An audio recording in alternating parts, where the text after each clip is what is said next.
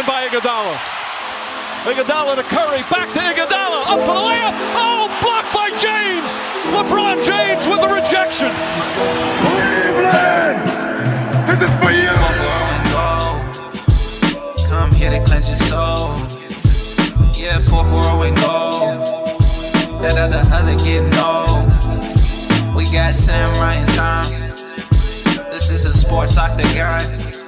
Sports for forever and beyond. Spending with Sam Ryan time. From the puck to the glove to the pigskins high. Share all of your thoughts, just let it ride. Down the baseline in the bleachers, or you wanna get denied. Yeah, share all of your thoughts, just let it ride. 4-4 and go. Come here to cleanse your soul. Yeah, it's 4-4 and go. Come here to cleanse your soul.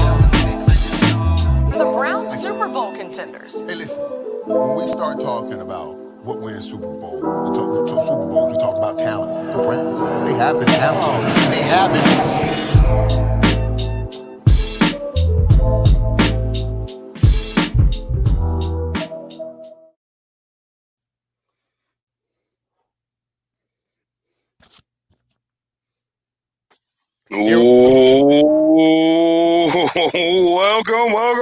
Welcome to the official 14th episode of 440 and Goal.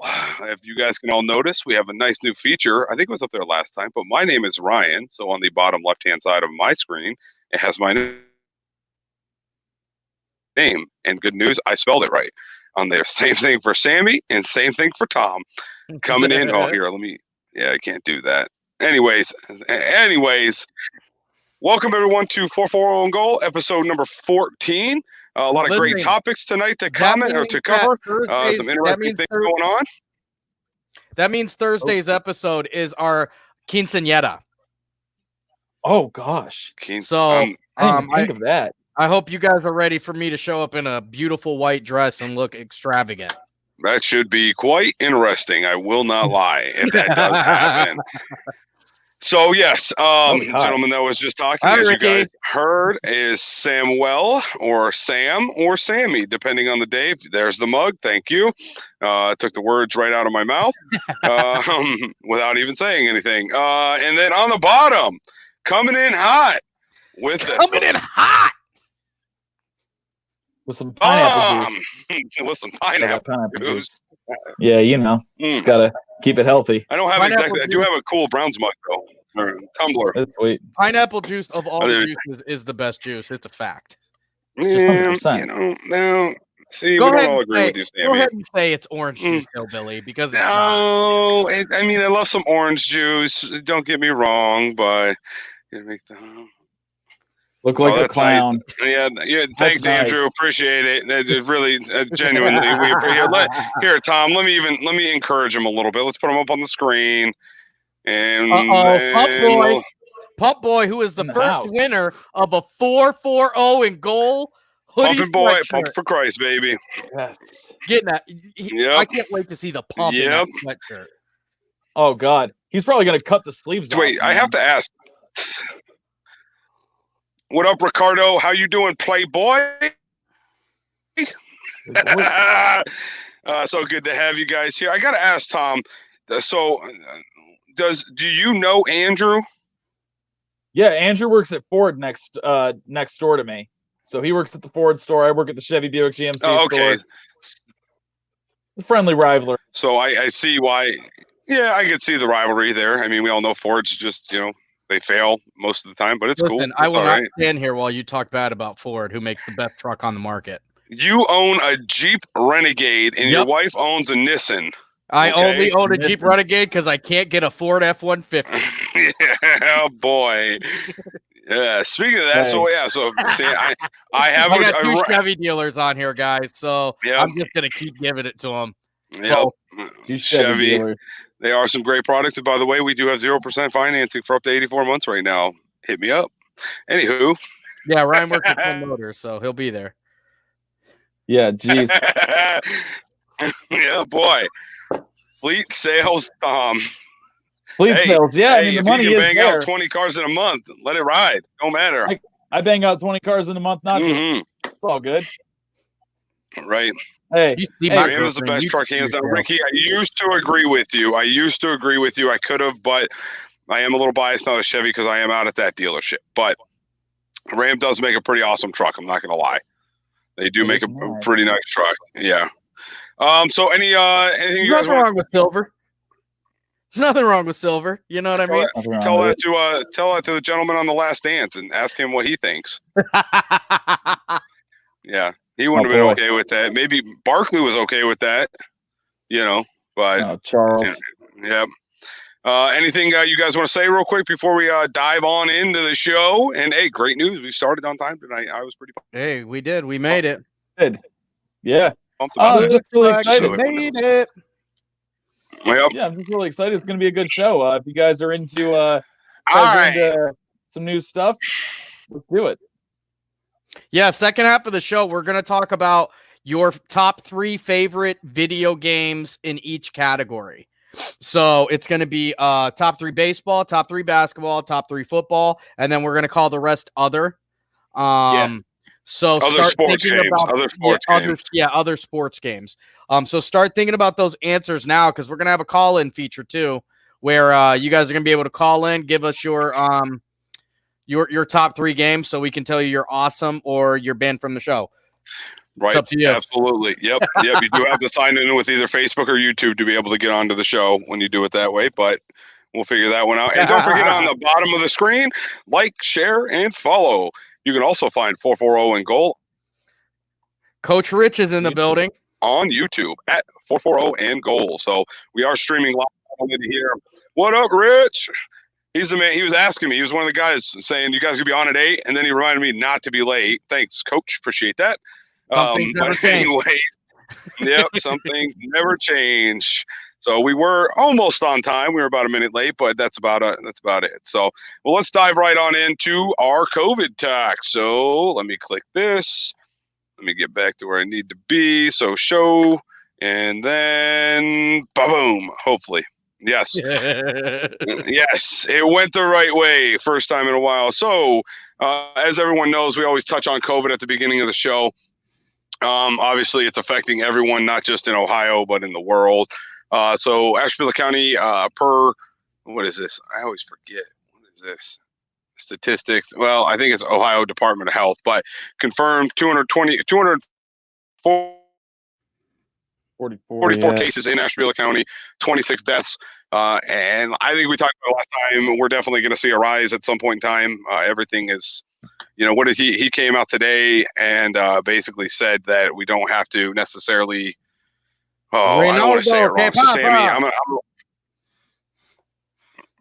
what is that? Que pasa. If you don't know totally what que pasa means, then you should. I was just really confused, but that's all. So Andrew, Rich was his freshman coach. How nice. That was nice. And then yes, hi Ray. I'm gonna go with the I guess the white guy way of just hi. We can't see Tom though. Yes. Sweet baby Ray. Oh damn it! Sweet baby Ray. That's one thing. That's one hiccup that I hate. Fixing that, Tom. Give me 1 second here. Okay. Anthony, I am still I took everybody's suggestion, maybe if it will go away. And I am still looking for a really good set of wings. Right now, as far as I'm concerned, the best wings in the county are at Dublin Down, and nobody is touching those. Although Anthony Platano, who has been watching quite a few of the shows, who I'm talking to right now, I just judging on his Facebook post, that dude can burn because he's always got something good on there. I'm going to have to make my way to the spot he's talking about. All right. So back to COVID before we get totally off topic here. So COVID-19 numbers, 244 deaths or 244 cases, 26 confirmed in the state of Ohio this is from yesterday to today. Just so everyone knows, this little number, let me get up my pointer. There's a little number that says plus 533. That is the numbers from yesterday to today. In the state of Ohio, we increased by 531, so up to 27,923. In deaths, we increased by 32, which I think we're all under the same impression that's going to rise in every way, shape, or form. I do have some good news on the home front here. My sister, who we thought was going to be diagnosed with COVID, or I don't know if I said that right, but results came back negative. So it sounds like it was the flu bug of some That's a sort. good, that we that's a good yeah. thing. That's So we a didn't good have to thing. worry about that. So very happy to hear that. Absolutely. You know, go It's a real good thing. from Yeah. there. So one of the big things. Let's go. Let me click the next one. Down on the on the bottom. So first thing is Obama. Mike Shut up, Mark DeWine Cafaro, said, who's another watcher for a long time, doesn't miss a show. yes. Hey, Mark, Mark. thanks for joining us. There's Marlon Marlon Yap in the coming building. Marlon, Malt liquor. malt liquor coming in. Well, probably would and strong. I can't wait to hear his take on the video games. I actually remember borrowing a video game from him I thought was going to be awesome, and it was Let's terrible. be realistic. You probably stole it. You probably never he gave let it me back. borrow it. He was the only person I knew who had Mortal Kombat. No, because every time we played 4. video games at your house, we had to go through 35 flipping cases to find the right one. Well, he was the only person I knew who had Mortal Kombat Trilogy Stories, the Sub-Zero game, and I thought it was going to be awesome. Oh. And it was awful. And I'm pretty sure he will That game was attest to that. trash. Oh, it's just garbage. For the N64, Does it it was work? trash. It was We're already- PlayStation 1. We're already getting into the You have second to half of the PlayStation, show, okay. just like that. We haven't even started that part. We're already into it. So Governor DeWine released a Sam. You know what? You take this because you're going to say it way better than what I'm going to rack it. It's going to be screwed up. Yes, I'm going to say it bad. It's not going to make sense. So Sammy, take the floor. Ohioans protecting Ohioans. What does that mean? All right. So Ohioans protecting Ohioans. So from what I gather, and I've read from the website, I'm reading, from the immediate press releases after his press conference today. I don't really see what the difference is in restrictions than what we've already been doing. And the reason why I say this is there is one key removal, I guess, of restriction. So what they're calling it is now they are giving recommendations instead of mandates. So with that being said, the employers and employees are still going to be mandated to wear masks where they are already. There still are, it is mandated. You cannot have a gathering of over 10. So that's still a law. You can't do that. The only thing that they took out that I noticed. Here we go, Ricky. The only thing that they took out that I noticed that was when you leave the state, you no longer have to quarantine for 14 days when you return. But you're still not going to be able to get a bunch of people together. You're still going to have to maintain these 6-foot distances. So now it's about Ohioans protecting Ohioans. So, they've got a new term for it every day, but not a whole lot's changing with that because here's the fact of the matter is there's a lot of people who aren't following the guidelines right now. With that being said, also, DeWine reiterated today again that penalties and punishments are going to be coming for those who are working outside of these mandates, such as overcrowding bars, overcrowding restaurants, and just acting like these measures that they were supposed to put in place don't exist. If they do that, you can look forward to fines and license loss, which both of those are warranted. And you don't have to say anything about it because I'm not going to argue about it with anybody. That's the way it should be. But I mean, I think we all it's going to be tough. I mean, like we had talked about right before the show during our agenda phase. I had said that basically, I mean, how are you going to keep the 4 drunk guys that are blown out from hanging out with each other and singing "Sweet Caroline" and swaying back and forth? I mean, what are you going to do? Kick them out of the bar? That's just though. At there was a time. I'm not saying that it's right. But I bet you'll figure it out because there was a time in this country where you would ask people, "How are you going to keep that old salt dog back there from lighting up a cigarette that God gave him in the middle of an airplane?" And guess what? They just don't do it anymore. They figured it out.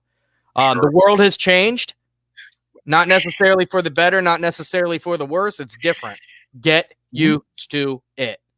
Right. Yeah.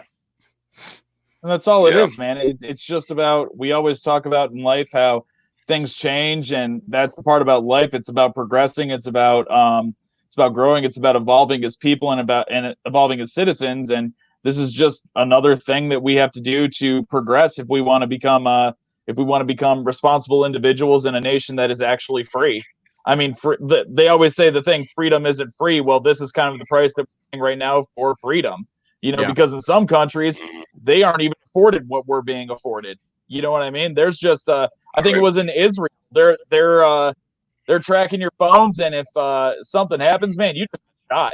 That's just what it is. And that's a real thing. Like I've read it like many times, like people are getting killed for not following these guidelines in some of these other countries, man. That ain't happening here. So, thank God that's not. So we got to stir. Just grow up.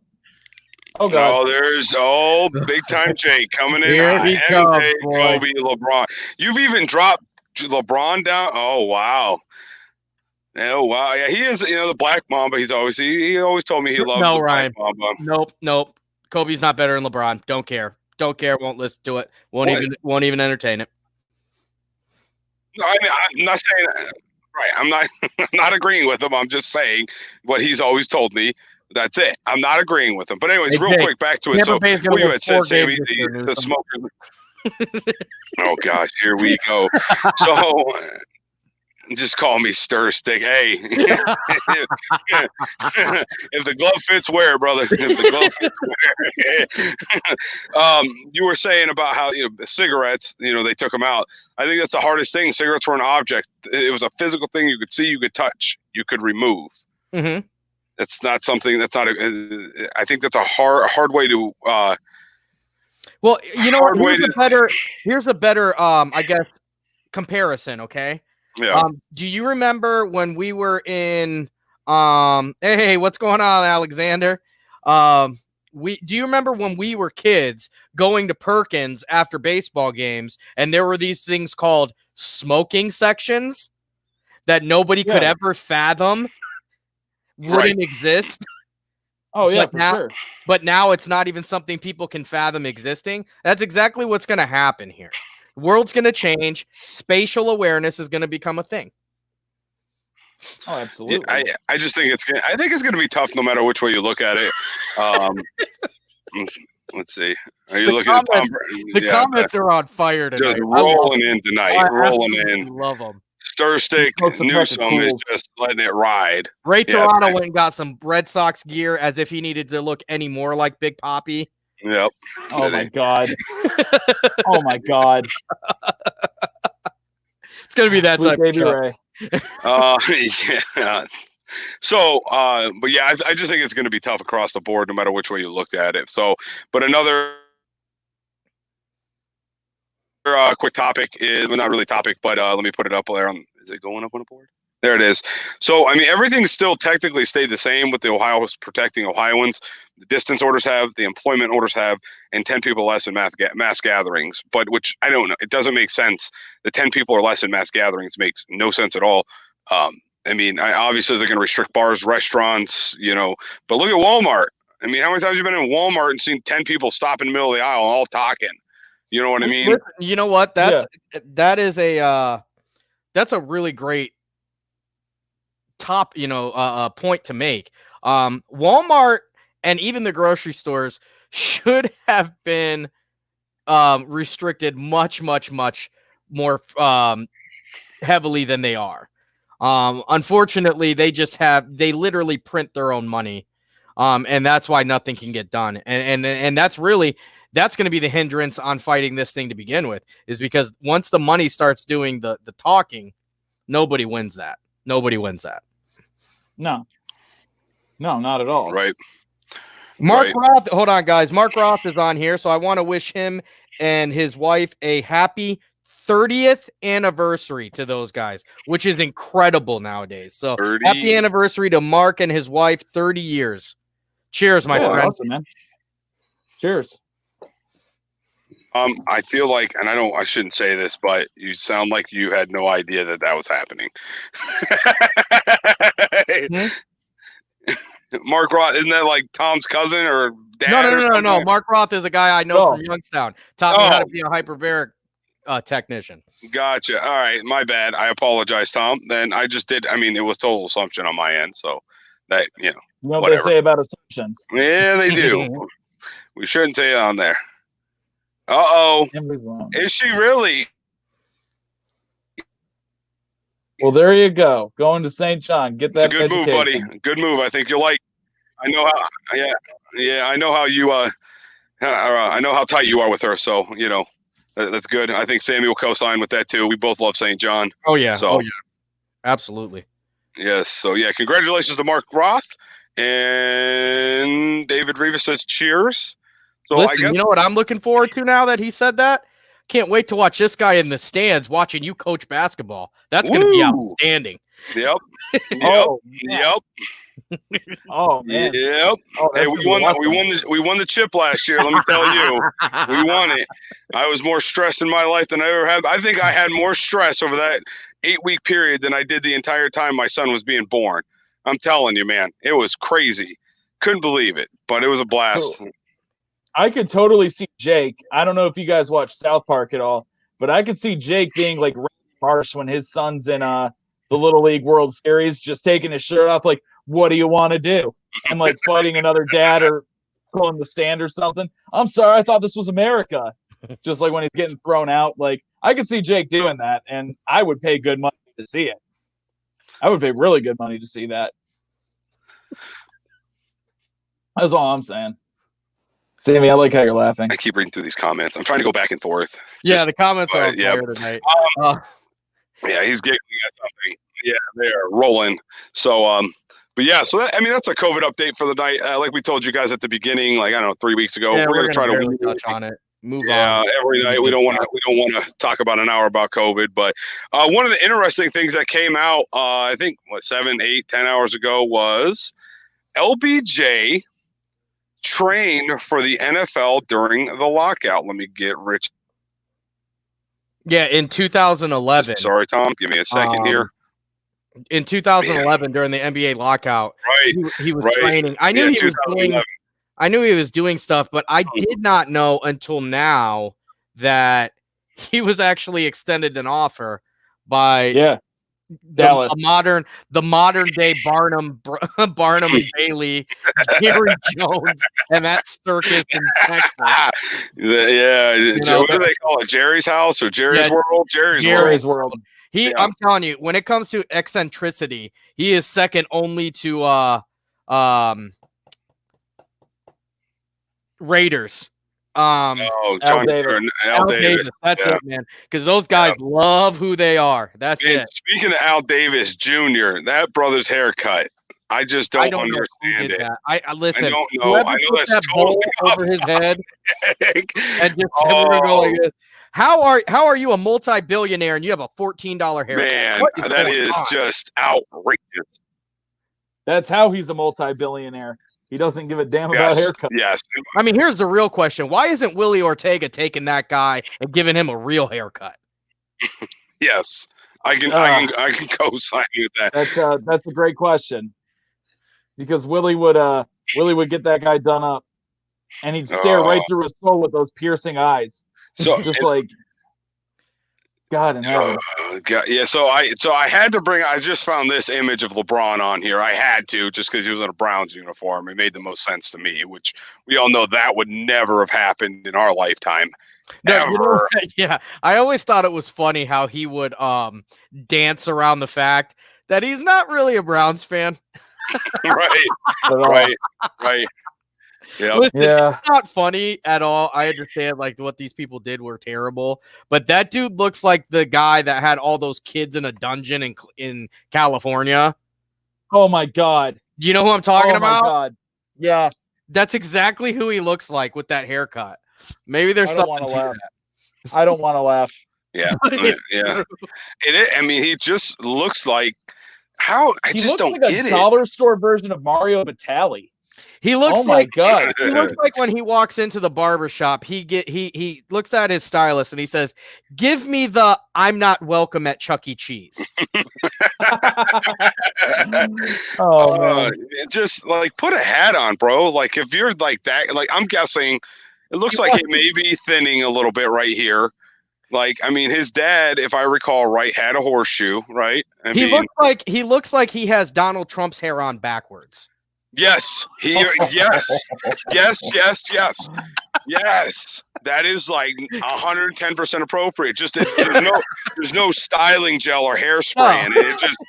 It's just there. So, if Mario Batali and Kenny Powers' hair had children together, and that's the abomination that was produced. The Kenny Powers mullet, but Mario Batali's like disgust. So just back to LBJ going playing the NFL. Andrew Keats does say he would have got rocked on a football field that far into his NBA career, and I don't believe it because back then, this was before his wasn't he on like a keto diet or something, or he did something. He was bulked up nicely. He was like 200. He was like 265 pounds at that time, and he's 6'9". There it is. He is 6'9". I challenge you to find any wide receiver that's anywhere even close to that, and even the tight ends that are that big. Well, I don't think he would have played wide receiver. He probably, even the tight ends that are that big aren't even the tight ends we consider big, I guess is what I'm saying, aren't that much bigger than he is. LeBron James. Now, here's the thing. Is he going to go out there and truck middle linebackers and everything? No. But let me tell you what, if you're a free safety and he caught the ball and he's running full force at you, you're probably going to get rocked. Yeah, probably going to get rocked. One of the better, or if not, I would say most legendary tight ends in the game, in my opinion, was Gronk. Mm-hmm. Just a baller, 6'6", 265.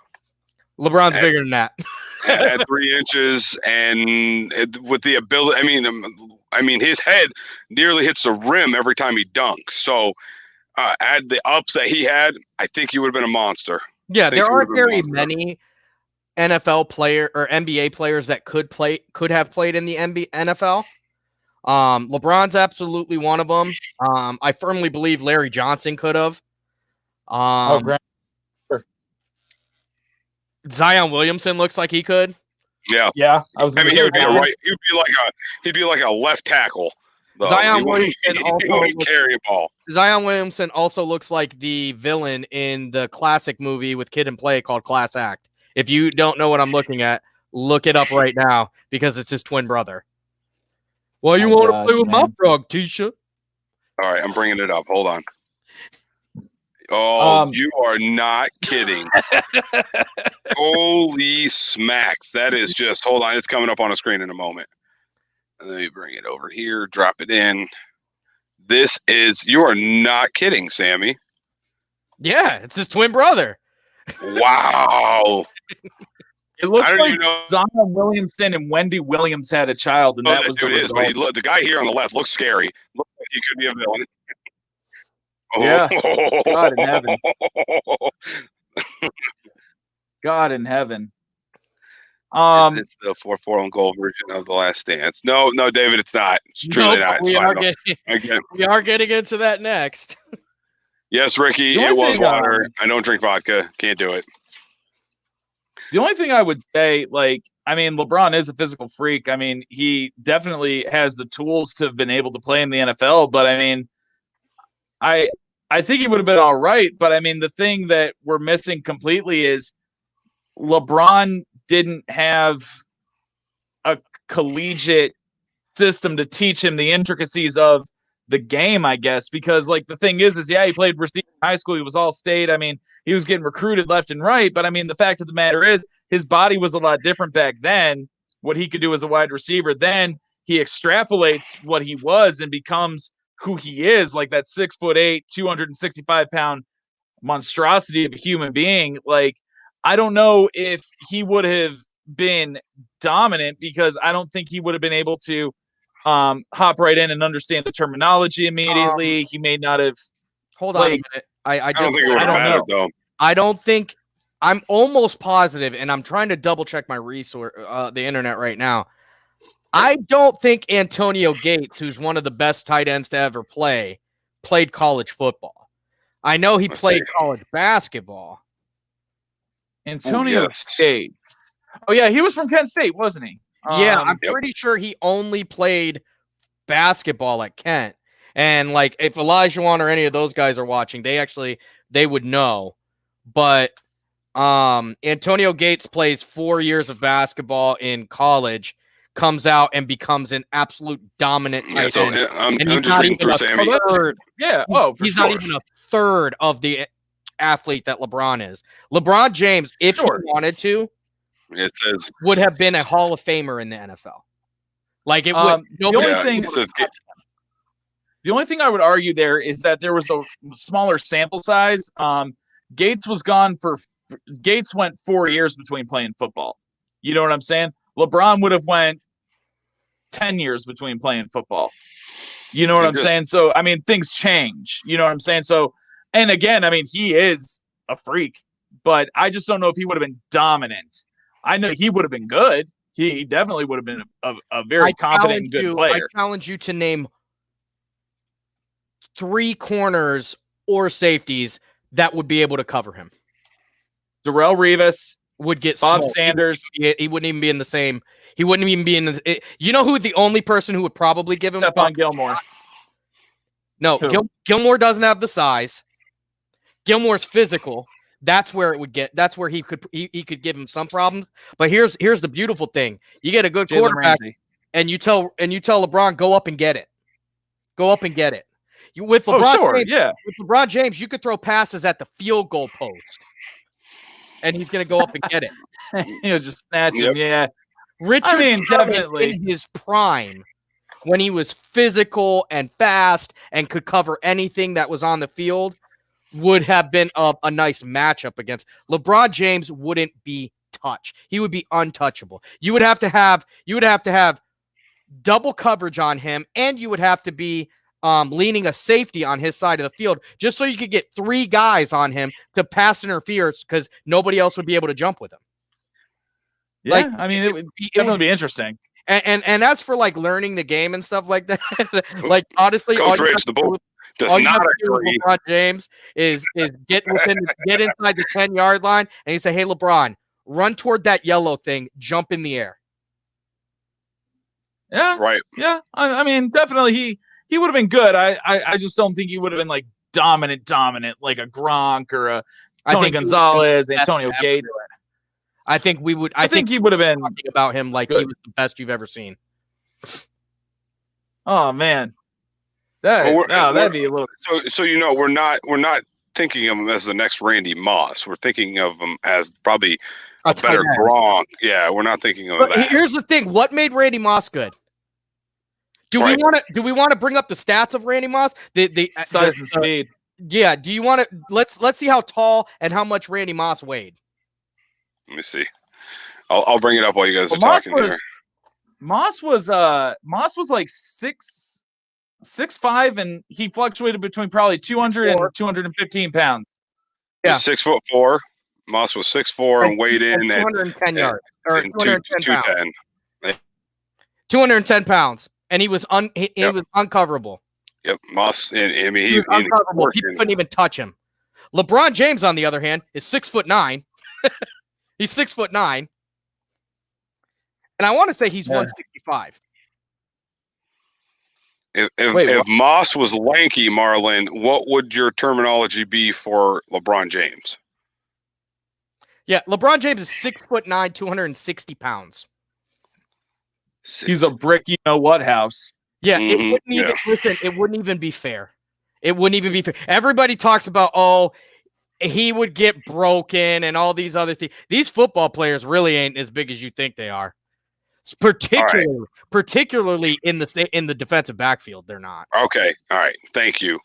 Yeah, thank you. Because I've seen, I remember at a Browns game I went to looking at a defensive end and thought, good God, what did that child? There are big boys out there. The hogs on the line are big. There are some linebackers that they look like juggernaut. I mean, there are absolute huge. You guys remember Sean Oakman? Do you remember Sean Oakman, the defensive tackle from Baylor? I do.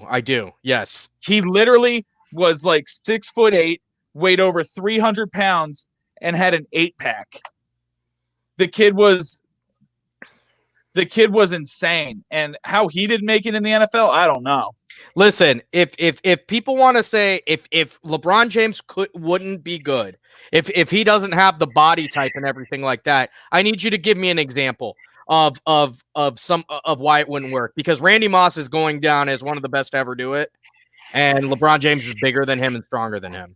Randy Moss is absolutely faster than him, but LeBron James is faster than most tight ends. But we're still comparing. I don't know that there are any tight ends that are faster than LeBron James, to be honest with you. Jimmy Graham, do you guys remember what he did? what Jimmy Graham, how much of a monster he was out there? Yeah, when he was with Drew Brees. Yeah, like you cannot teach somebody to be that big and to have hands the size of baseball mitts. It wouldn't even be fair. You would have to have outside linebackers out there trying to hurt him. That's the only way you could stop him. Oh yeah, you'd have to have James Harrison. Yeah, like you would have to have people doing. You would have to have people doing illegal stuff to get him out of the game. So the NFL should be happy that LeBron James decided to go with basketball.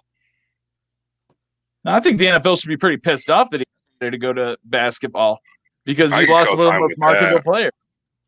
I mean, I think the only person in the NFL. Gronk has zero heart, and you guys talk about him like he's the greatest thing to ever happen to football. He has zero heart. He quits more than let's talk about that. Let's talk about that. Yeah. Rob Gronkowski, I totally agree. Gronk has zero heart. Zero. Gronk retires. Gronk says, I'm retired. The Patriots trade him to the Lions for a second-round draft pick, and he goes, wait, you can't do that. I'm retired. Then Tom Brady goes to Tampa Bay. Oh, no, yeah, you can trade me. That's totally fine. There's no heart there, man. He doesn't love football. He just loves his daddy. He just loves his daddy, Tom. It's not about heart. There's nothing wrong with loving your daddy. You can't teach physical attributes, man. You can't. You can't. I do disagree with you. I mean, he's hard. Who has heart? Gronk. How can you say he doesn't? I mean, you don't become one of the best tight ends in the game just by hoping that everything goes well. You become one of the best tight ends in the game by playing with the greatest quarterback to ever play in 100%. One of the greatest offense. Sure, ever be out there with one of the greatest offensive minds in the world. So. You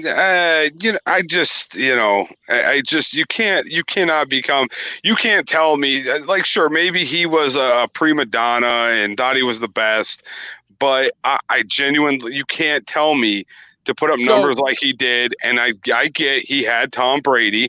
I challenge anybody who is a LeBron detractor, because just like I love Bronny, like David Rivas says, LeBron James could go out and score 165 points in one game, and David Rivas would go, well, he didn't score 167.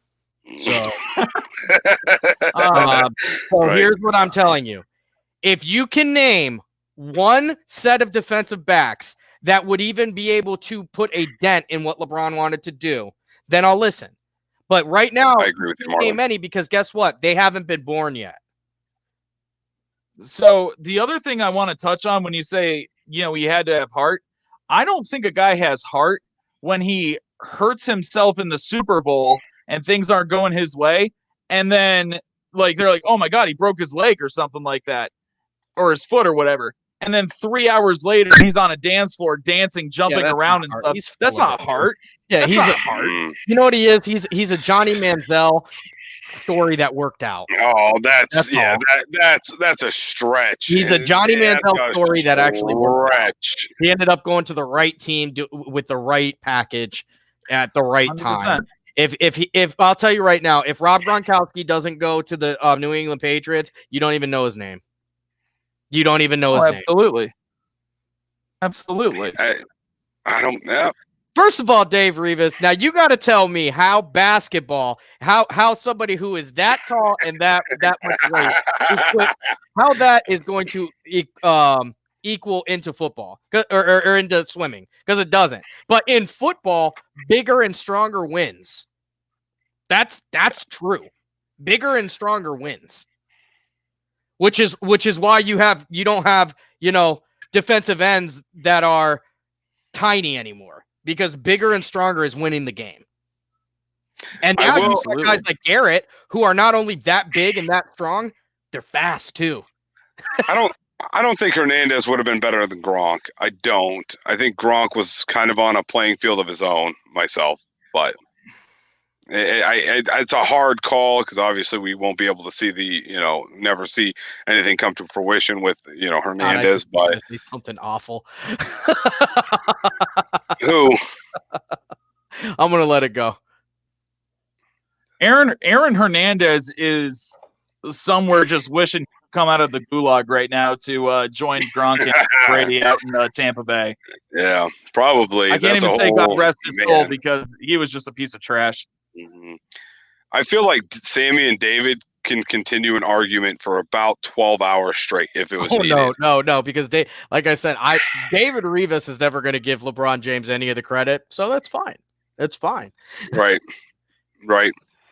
But you can't tell me, you can't just be like, oh, because one of the things I always hear, he'd get broken in half and this and that, and he's not strong enough. And here's the thing, yes, he is. He's big, he's fast, he's strong.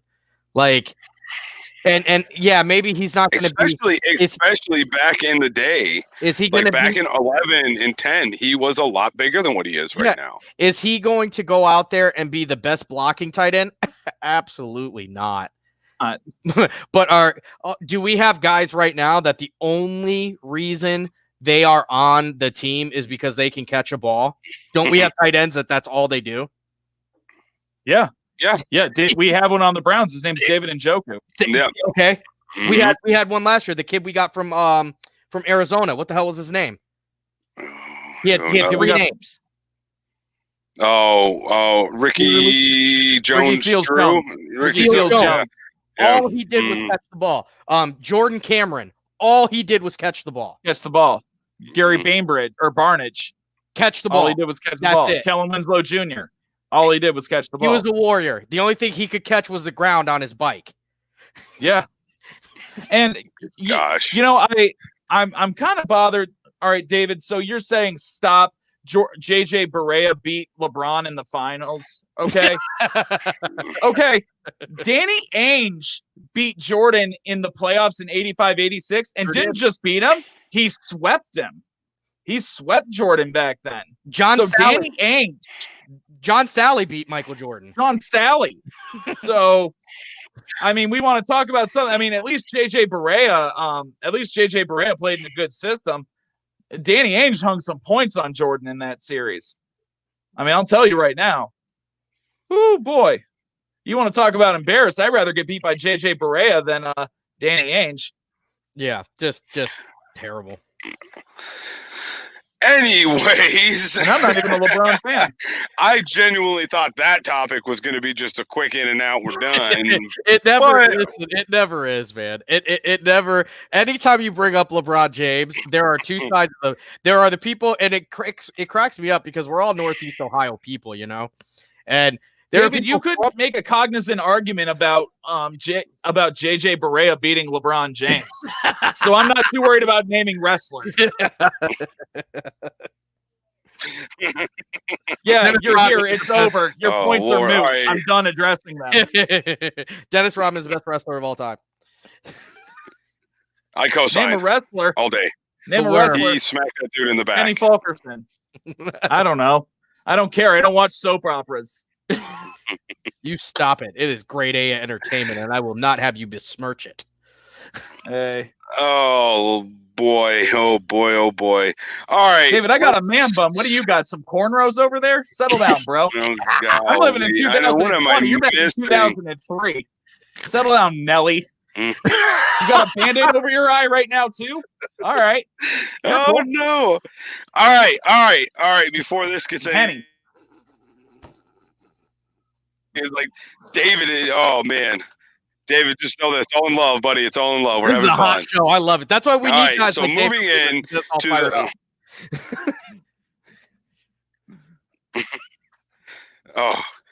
moving into the Last Dance, which Coach Joe Rich is not going to be happy about, but that's life. It is what it is, buddy. I'm sorry. So it's really getting into the final thoughts of The Last Dance. So obviously, what was that, episode 9 and 10? That was That 9 went and on? 10, yeah. 9 and 10.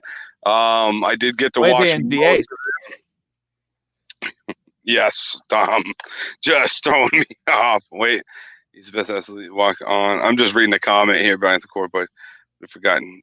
Killed on the NBA. Hot Pocket rappers and Tom's background on the floor. I don't know what that means. Yeah. I don't know what I'm a little fat. Yeah, it's better than Swisher Sweets and well, then I probably got some. Maybe MJ got a bunch of dudes. This is a good one, man. This is a good one. My boy Isaac is bringing the heat tonight too. Oh no! Yeah, he just came in hot. Welcome back, Isaac. Oh, Pump Boy Basketball. I'm just waiting for comments. I don't even want to talk the rest of the show. I just want to watch and listen. I think that's what's going to happen from this point forward. Sometimes you just got to throw some gasoline out there and see what happens. Oh, see what happens, baby. Golly, don't have that Swisher Sweet lit. You know what I'm saying? Oh, is the LeBron Fest done? Probably not. Well, probably no. not. Unfortunately, we're going over to Jordan Fest now. So here's where it really gets fun. Oh yes. So anyway, David. Final thoughts on The Last Dance. I don't even know what to say right now. I guess we'll pop right into the Indiana series with Reggie Miller. Yeah, that is. So we all. What was your guys' thoughts on that? I think a lot of people talk about some of the best teams to never do it. And I'm guilty of forgetting about Indiana because Indiana really was tough at that time. They were really tough at that time with the Davis guys. They had Rick Smits, who was, just kind of big and, did his thing, defensive presence. All-star. You had Reggie Miller, who was an absolute stud. Excuse me. You had Reggie Miller, Chris Mullen. But you know who I forgot was on that team actually until the show was Jalen Rose. Yeah, dude, Jalen Rose and Mark Jackson. Yeah, Mark Jackson I remembered, but I forgot that Jalen Rose was on that team. So that's another reason why Jalen Rose. It surprises me that Jalen Rose. Well, actually, I guess it doesn't surprise me that Jalen Rose hates LeBron as much as he does. Because it's better to talk up the guy. It's better to talk up the guy who busted your tail in the playoff than give anybody else credit. I can't put up what Isaac said, at least the beginning part of it, but he says, you know what? Nobody wants to say it. Was it me, or did every time Reggie Miller run up the court, you felt like he was going to snap into little stick pieces? Oh, yeah. Now, Reggie Miller is the thinnest, most gaunt-looking athlete I've ever seen. First of all, I'm not sure. I'm not sure. I am sure that his sister Cheryl would beat him in the post. Oh, for sure. Reggie Miller. That. Yeah, Reggie Miller Reggie Miller looks like someone suffering from Benjamin Button disease who got onto a Make-A-Wish program and made it into the NBA and was actually decent. Yeah, like that's Reggie Miller. Cheryl Miller was that was terrible. That was absolutely terrible of you. Reggie Miller looked like Mr. Potato Head attached to Slender Man's body. Oh my god. Oh. God. Wow. Just ragging on Reggie Miller looks like he belongs on RuPaul's Drag Race. He really does. Reggie He's the mannequin. Kevin Durant looked like Ronnie Coleman. Wow. Oh man. What? Reggie Miller makes us look athletic. Reggie Miller looks like if you sneeze, he might fall down. Just. But with all that being said, now that we're done roasting Reggie Miller for that was fun. God, I love it. I love that. He was tough. I mean, he was tough. The guy could shoot the rock. He got to the basket and mentally was a giant. He did. He looked like an NBA Jam character when you put in the big head coat. I forgot about that. Oh my God. How do you remember these things? Because Reggie Miller's ears were open like Fiat doors. Oh, I get it. And I get it. And like I mean, I know. I just don't. The fact that you remembered the big head coat for NBA Jam is the part that I'm baffled by. That you remembered that. Oh man. Oh, you guys are wild. But yeah, I mean, the thing I respect most about Reggie Miller is when he came out and said, like, everyone was so afraid of Jordan. And I wasn't afraid of him. Like I was going to beat him. I told him I was going to beat him and I was going to retire Michael Jordan. And he made a good point. He said, everyone was so afraid of him. No one ever wanted to say anything to him, but forget that, he's just another dude. David. Come on. And, it's funny because the other day we can juxtapose that with LeBron being like, oh man, Jordan was Black Jesus. He was literally Jesus Christ to me. Like you have two opposite ends of the spectrum there. And it's like, we talked about earlier, like looking at people through rose-colored lenses, like, Miller was there. Miller played against him. Miller, knew the intricacies of Jordan's game. I mean, yeah, LeBron played pickup games with him at UC Santa Barbara during his camps, but the fact of the matter is that,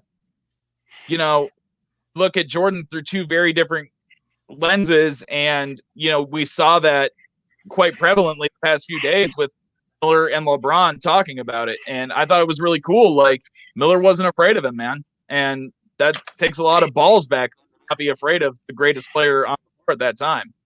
Because damn well people are afraid of LeBron right now. One of the things I was thinking about when I was watching that episode is, so he talks about what he used to call Michael Jordan. Mm-hmm. Yeah. If he said that today, do you understand he'd probably have to get released from his team?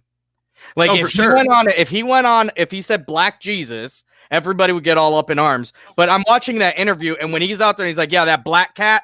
Oh no, you're gone. Yeah. You're gone. You're gone. You're gone. And imagine if you were white and you said that. See, they might have fired they would have fired Larry Bird for coaching him and him saying that. Oh, wow. Man. I'm just reading through comments. In 4 months, I'll do a live with you guys so I can live up to Tom's joke and still have a better physique while smoking my Swisher. With watermelon and wings on the table. Hashtag goals. Schedule me, please. Love Tom all day. Laugh out loud. Listen, Dave Rivas, you are not getting on this show until not only do you have the braids, but you have to have the beads hanging off the back. Yes. That's a deal breaker. Listen, and if you don't have a Boricua or however you say that shirt on, I don't want to talk to you. Hey, I don't want to talk to you. We love our banner. Don't you dare. Oh, no, I'm not. I'm just saying, like, you better have that on, brother, because if Isaac and I are going to wear his LeBron jersey, you better have your Boricua shirt on. I don't know if I'm saying that right, so no disrespect to the culture, but Boricua. Yeah. Yes. A funny thought. For some reason, my son by the way, AJ Long, we used to argue that all the time. Sandy better have a rat tail. I did have a rat tail, but listen, my rat tail will never be more glorious than Marcus Thomas's. Marcus Thomas had a rat tail that was about 18 inches long. Didn't he run that through like high school and everything? Oh yeah, and he kept two white beads at the very end of it, so you could hear him coming like jangalang, jangalang. Jangling. Good night. Oh no. Oh, rackball. No, I just can't. No. It looked like Max from a Goofy movie. I can't. No, he didn't. Just calling him out. Oh my god. Oh no. So yeah. I'm trying to focus so hard right now. And I'm not gonna lie to you, I'm trying to find the business of the day that I'm gonna put up here in 6 minutes. And it's just an utter fail. You're gonna call me Max from a Goofy movie. Yeah, here we go. That dude had a regular #1 buzz cut and teeth too small for his braces until we were seniors in high school. I know he is not coming after me. This is getting hot. It is getting heavy and hot, a little dirty, just putting people on blast. Rackham Willie coming in. I know I said it. Rackball, who I will say John introduced me to him. Ooh, boy. David, listen. Yeah, you're right, I will David, do a show with David. I'll do a show with David, but we're going to broadcast live from the Rare Cherry. Yeah. David will be right. I got to have David where he can be most comfortable. And for some reason, I'm just thinking it's the Rare Cherry. He'll be so happy. He'd be so happy. Wow. Yeah, and John McCoy would be there in the background. Hey, Roth, you got any more singles for me? Hook me up, Roth. Yeah, and guess what? All 3 of y'all coming out of there with the Rona. All 3 of you. Look, but you cannot touch this, Among John other McCoy. things. Among other things. Oh, absolutely, dude. Oh, this is too. There better be some hot dogs. There better be some beer. There better be some fried Oreos, or I'm not going. I'm gonna tell you right now. Wow. All right. So anyway, Ryan, what do you got next, man? Let's move on because I feel like I I'm don't disrespecting know. you right now by you not getting to do your stuff. Oh no, it's absolutely 130% fine. I'm Oh, in no, you love know what? with Let's move on to everything. the next one because your God, your gladiator, the man that you guys live and die with, ends up with the flu. He gets the flu Yeah. because they poisoned him in the city of Utah. First of all, you're not gonna tell me that those people in Salt Lake City are going to food poison anybody right now. The only reason that somebody was knocking at your door at 3 o'clock in the morning in Salt Lake City is to try and hand you a pamphlet and talk About our Lord and Savior Jesus Christ. But here's what happened to him. He went to Salt Lake City, which I believe is a dry. I believe the whole state is dry. I don't know if you can buy alcohol there or not, but I know you can in Salt Lake City. You cannot buy alcohol there. But what they probably did send him was a bottle of Henny. I'm sure they did.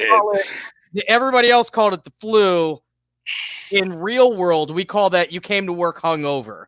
So if I come to work hungover, I'm an alcoholic. Michael Jordan does it. He's a Hall of Famer. Tell me how that's fair. Yeah, that's not fair. Because I'm considered, like you said, I'd be considered an alcoholic if I came into work hungover. You know, Jordan's just the greatest. And I'm going to tell you something else, man, that just rubbed me the whole wrong way about that whole pizza thing. So they were like, yeah, 5 guys came because they just wanted to get a look at. Sorry, didn't mean to do that. So here's the thing.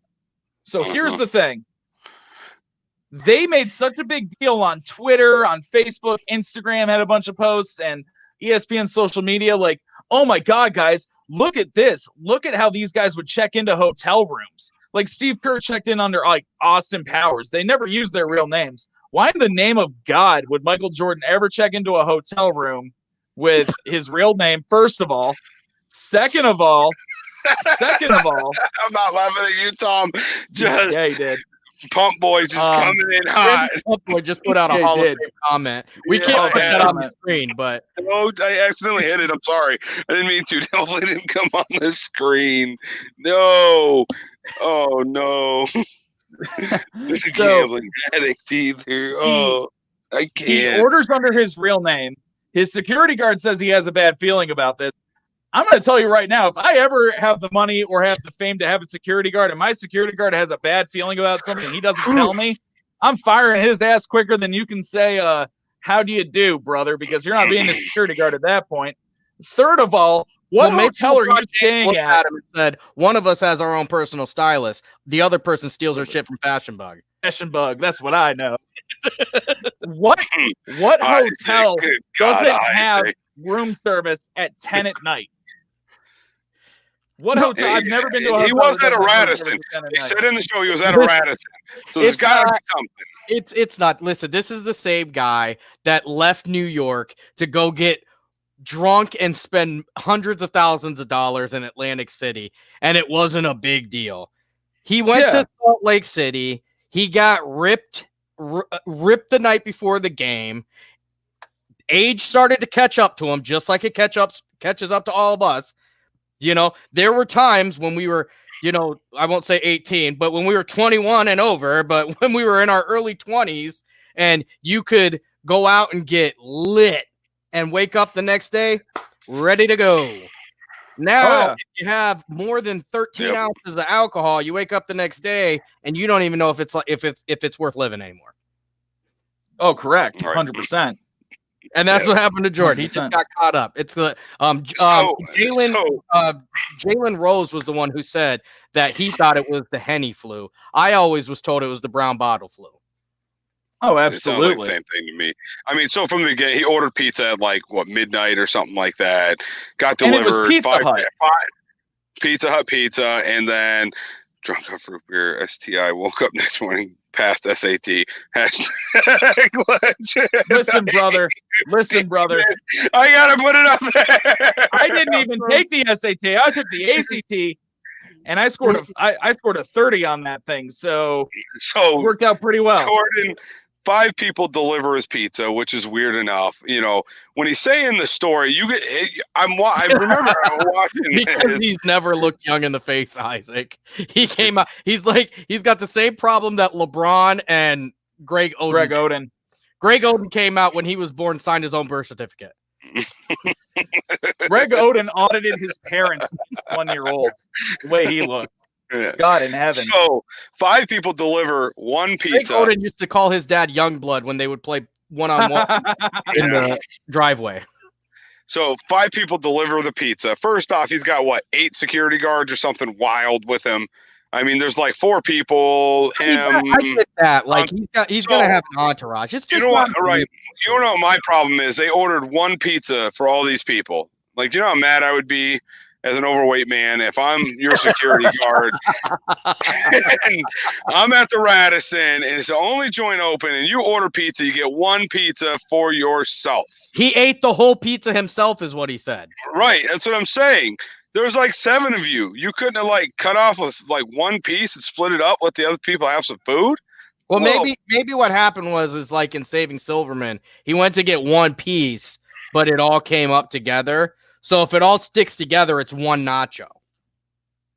Yeah. Oh, I just don't. The way people talk about this is this was Jordan's Last Supper, a biblical Last Supper. All right, like no one else ate. Everyone's sitting back in reverence and like what are you doing, dude? Like settle down. Horace Grant was in the room and he said, "One of you will betray me," and he turned to him and said, "Not me, Michael." No. Oh no. Oh man, they poisoned his pizza. No doubt, he wouldn't get sickness. Hey, LOL. you know what? David Rivas brings up just like he's not a gambling addict. The only way they poisoned his pizza is if they put pineapples on it. Yeah, that's trash, bro. It ruins every pizza. He probably had the Hawaiian special. Come on. I'll tell you what. Isaac, I'm trying to read. Isaac, you got to get out of my head because I was just going to say Horace Grant is the Tekashi 6ix9ine of the Chicago Bulls. And Tekashi's back out here snitching. Yes, he is. He's back out here snitching about Drake and Ariana Grande. But Grant said, I think Grant said on episode 8 he narked on nobody. Didn't he say that on one of the episodes? Can you name one person who's ever told on somebody and was like, "Oh yeah, I told"? Tekashi 6ix9ine. I don't even know who that dude is, but I know he narked on a whole bunch of people. I know that. Completely off topic, but he released a video where he starts to go after Snoop Dogg, and Snoop Dogg claps back on him. It is fantastic. If you get a chance, watch it. It's not good. Tekashi 6ix9ine is Harry Potter's wet dream. He is the golden snitch. That is Tekashi 6ix9ine. Wow. Harry Potter loves him. Snoop is the OG. You are right, David. God. Coach Rich, that's a beautiful comparison. He is like Jose Canseco. Yeah. They were about the same tier of talent too. Like they were above average, but not great. You know, you wanted them on your team. Oh, for sure. Absolutely. All right. Let's take. I don't. Should we take our first break? I don't know if I want to. Well, let's finish it. Let's finish it. Like All Bill, right. Yeah, I Bill forgot. O'Reilly Yeah, we got got it. right. All right. So next thing. I'm sorry. I can't even pay attention. It's like, I love this, dude. Oh my god. Which one? So let's see. What did you say, Sammy? What was the next topic we're hitting? So our next topic is going to be the 1997-98 year, which is the year. The other thing we don't talk about that 96-97 year, which just real quick is Karl Malone won the league MVP that year, and then Jordan got all bent out of shape over that. He cried.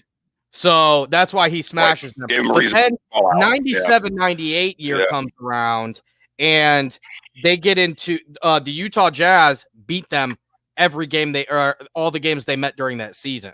So there was legitimate thoughts that the Bulls that Michael Jordan was going to have to retire on an L, because they thought that Utah Jazz, Jerry Sloan led team was going to be the jack that knocked down the beanstalk. Oh yeah. Man, I mean, you said it pretty concisely there. I don't really have much to add to that. That was a pretty concise assessment. I like that. God, you're on fire tonight, Sam. I mean, I am. I'm ready. I'm ready, Freddie. All right, and then so we'll quickly. Did you guys want to talk about that more? Because I have nothing. I genuinely don't. We really need to get into Jerry Krause, who was the dynasty killer. Villain was based on him. The dynasty killer. Yes, it was. I saw a meme that had them right next to each other. That wasn't an accident. Explain. All right, so I don't why did he want to just annihilate the Bulls of that era? I mean, he wanted to tear them apart, and I just don't understand why you would want to do that. Like, is there a reason for it, or is it just? I mean, legitimately, they're one of the best teams in the league, or they are the best team in the league, and they talked about on the episode how Jordan said that basically everybody that was on that team would have signed another 1-year deal to make a run through the 98 season, 98, 99 to win number 8, or is it number 8? Am I saying that right? Or number 7? Number 8, right? Yeah. He said that they could have won 8. Right. They could have won 8. Yeah. They would have signed a 1-year deal and moved on, or 2 years, whatever it is. Why do you want to destroy that? I just don't understand it.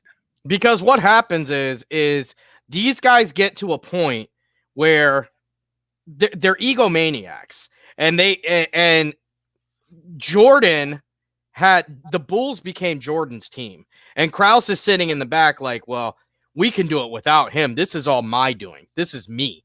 I'm the reason why we're winning. Those guys just play. I put them together. I could do this again. Exactly. Yeah, because he made it. Jerry Krause famously said, players don't win championships, organizations do. Yeah, and so he goes about that, and guess what? He got slapped with a real quick dose of reality, because when I would like to point this out, Sammy, I'm so sorry, but David agreed with you. Yeah, that's good story. I mean, that's the thing is I have to point it out. I have to point it out. No, the thing is he got a real quick dose of reality, because the Bulls were trash juice after he leaves, and it's years and years of missed picks and barely making the playoffs, becoming the joke. It was Derrick Rose after that, correct? No, Derrick Rose was like. No, it was Eddie Curry. It was Jay Williams. Tyson Chandler. Before they had a team that was even remotely good, it was still Derrick Rose. Right? Yeah, is the first player that they got right. No, I will disagree. Ben Gordon was the first player they got right in that era. The Baby Bulls, Ben Gordon, a role player. But Ben Gordon won 6th Man of the Year as a rookie and led his team in scoring at 20-something a night, and Ben Gordon brought them to relevancy to the brink of the playoffs. I'm going to tell you guys another very little-known fact.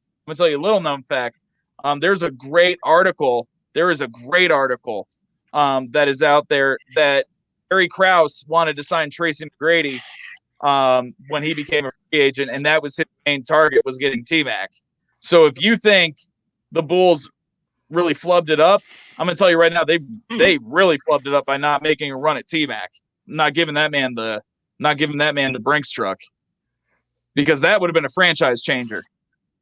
With all those assets and getting T-Mac in, that would have been great. But Ben Gordon was the first thing they got right. Then Derrick Rose, for sure. Derrick Rose is Ben the Gordon. first franchise-changing player that they got. Ben Gordon, I'll give you that it wasn't the wrong pick because he makes a difference. He is what the Cavs have on their team now in Darius Garland. Like, I wouldn't mind Darius Garland. I wouldn't mind building around Ben Gordon, but you're not winning a championship. Excuse me, I wouldn't build around Ben Gordon, but I would include him in my build. Okay. Wait a second. The first pick they got right after Ben Gordon was LaMarcus Aldridge, but LaMarcus Aldridge never played for the Bulls. But that would have been crazy. Yeah, that's LaMarcus Aldridge. More mishaps, and like I said, Eddie Curry is the one that always sticks out in my head. Eddie Curry, I don't think people realize Eddie Curry was supposed to be a monster. He was supposed to be a monster for him, and it flubbed it up. Marcus Fizer in the 2000 draft, he went fourth overall. Shoot, man, if I'll tell you right now, if Marcus Fizer would have panned out, that would have been sweet. But it doesn't really answer the question. Why did he want it? He wanted Phil Jackson gone. He wanted everybody gone, basically. Because none of it, he didn't get any of the credit. Because simply because the players, the reason why the players played well is because Phil Jackson was there. The reason why the team was good was because the players were there, and nobody cared about little fat Jerry in the background. Right. And he's like, "Hey guys, I'm here too. It's my team. It's my team. Guess what? I'm going home." Oh, yes. All right. And then next topic before we go to our first break, so I don't screw that up too bad, is we call it the fire. And it simply was they had a meeting, I think, right at the end of the season, if I recalled right. Jackson brought in a can or, I don't know, a pot or something. And they all brought letters in, and and they burn them, basically. It was, I don't know. I thought it was pretty cool. Just never thought I'd heard of anything like that. Yeah. Oh, God. True story. Sam is Puerto Rico. This is kind of like an interesting moment for this, David. Just relax for a second. Love everything that's holy. So Jackson brings in a can. And I think you said it best, Tom. He was he was the Zen master. And he knew. I can't even go through. Watch these comments. I can't even get into this. In no way, shape, or form can I focus right now. Just go. I'm sorry. Go. So Phil Jackson was the Zen master, and he truly believed in this cleansing of the soul type thing. And you could tell when he made this decision to do this and to burn, their thoughts and move on with life. He knew that was the catharsis those guys were going to need to ultimately reconcile everything from their time there and go on to live a more fulfilling life. Because the one thing Phil Jackson has always preached is that there's more to life than, basketball. It's what you do outside of basketball too. And he knew that those guys, if they didn't, in a way, burn those things and have that reconciliation of themselves, they would always dwell on that. They'd never be able to move on in their lives, or so it seemed to me. It was really, really great. And you know what? I'm sitting here, just a quick thing. I'm sitting here looking at David Revis's comments. David Revis could have been at the crucifixion of Jesus Christ, and Jesus dies in 45 seconds. David would look up there and be like, "Hey, it would take Jordan a minute to die, or he wouldn't die at all." Oh gosh. No. Look at Jake coming in. 11-0 Buccaneers start. So Jake, from this point forward, it's the Tampa Bay Gronkaneers. It's no longer the Buccaneers. It's the Gronkaneers. Tampa Bay Gronkaneers. He loved his hippie lettuce too much. Yeah. But I honestly think that's the only reason it worked. I think he had 6 minutes. Give him 6. You know what? I can't say it, but if any of you know it, Riley from Boondocks would say still a you know what though in his voice. So Sam, you should know what I'm talking about. Yeah. Phil Jackson, he was the only person who could manage. He's the only person who could manage those egos, and that's why it worked. And also, he had credibility. So he was this weird hippie, but he won an NBA championship. He had played the game, and like I said, Jerry Cartman was like, or Jerry Krause was Eric Cartman. I can't. I would have to go to break. I can't do this anymore. He said Jerry Cartman. I can't. David, can't. I know what you are, brother. I know what you are, Dave. Oh no! I know what you are. All right. We got to go to break. We're gonna take the 2 minutes 48 seconds. We're gonna shout out one of our favorite bars in the area. Hopefully soon. Hopefully we'll all be kicking it there one day. Sam, you want to take this? Or you want me to handle it? Yeah, I'll go on it. All right. Let me pop it up here. Let me take this off, that off, and all this other fun. Here we go. So, Dublin Down, pub and eatery over there off Main Avenue, one of mine and Sammy's, and I think Tom's favorite bars. Oh gosh, I enjoyed it. Hold on, I gotta say hi to Bill. Bill, yep. What up, Bill? Thanks for joining the show, buddy. Appreciate it. I got Bill and Jake. I work with both of them in some fashion. So, thanks for joining. Yep, Sam, take it away. Take it away. So Dublin Down, pub and eatery, located right down on historic Main Avenue in Ashtabula. Great place to go grab a drink after work. A really nice place to go grab a meal with your family. The food is probably the best I've ever eaten in town when it comes to pub food. Today I was looking for and yeah, I do know somebody who once ran up a $300 tab there. Yeah, there it is. That didn't take long. But no, honest to God, today I was looking for a great place to get some chicken wings just because I wanted to try something new. But I will say this, inevitably, I'm going to go back to Dublin Down because, and you can stamp this now, they make the best chicken wings in the city. So if you are in the mood for some good food, for some good company, and to be around a good person, because Dave Clint is the man, go to Dublin Down. Good dude. Don't cheer on Brady. Oh, yeah. An even better place to hear Tom. Yes, just. I can't with anybody anymore. I hope you guys stick around because this has been a great show. Great show. All right. 2 minutes, 48 hot seconds. Just, get your beer or whatever it is you're drinking. All right. We'll be back.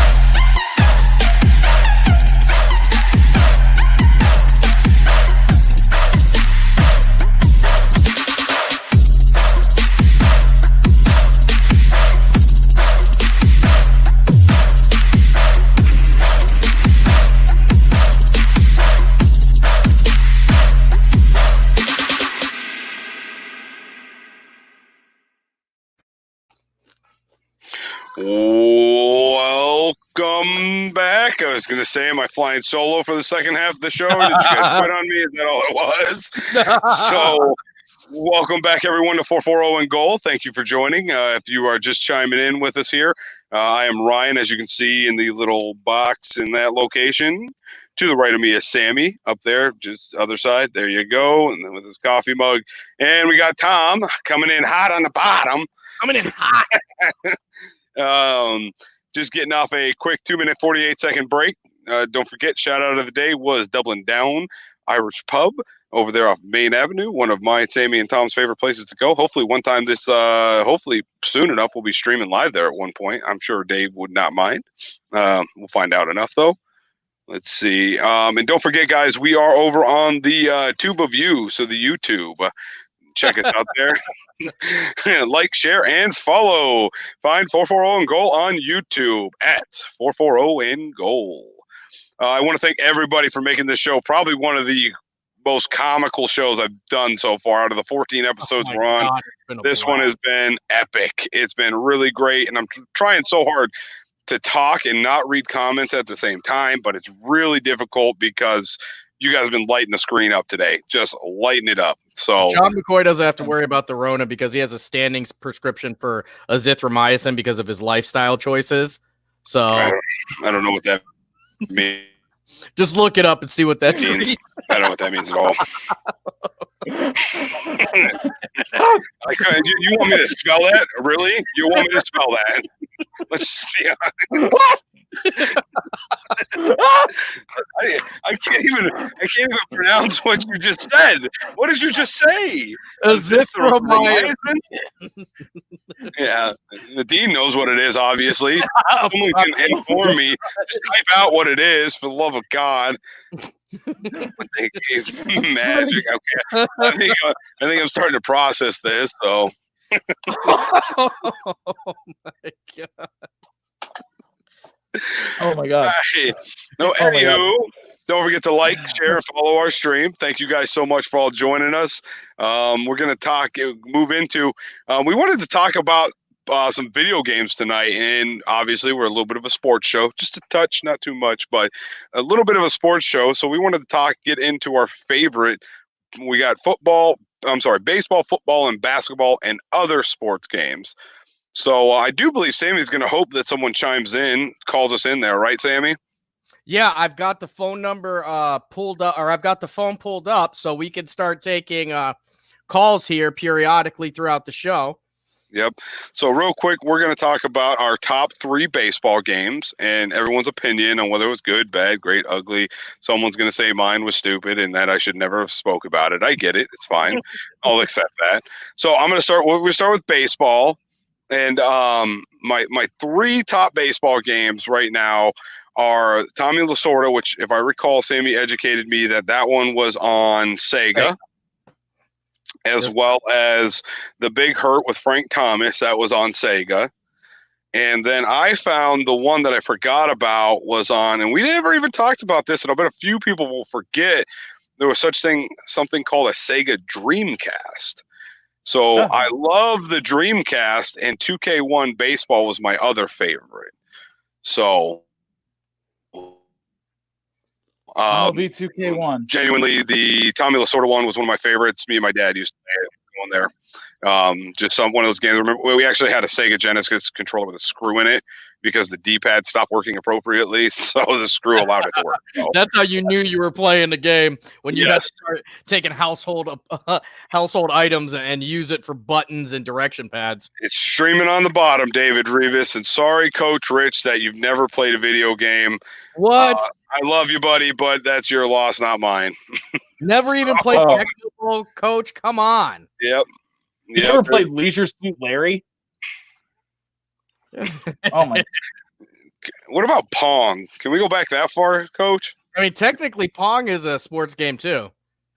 Yes, technically it is. Yes. So if you have your 3 favorite baseball games ready to go and why, call us at 440-207-0669. In the words of Kevin, nice. Yes, that could be the reason why. Yeah, go ahead.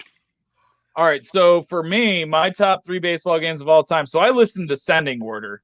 So like the first one I announced is my third favorite, then second's obviously second, and the last one is my favorite.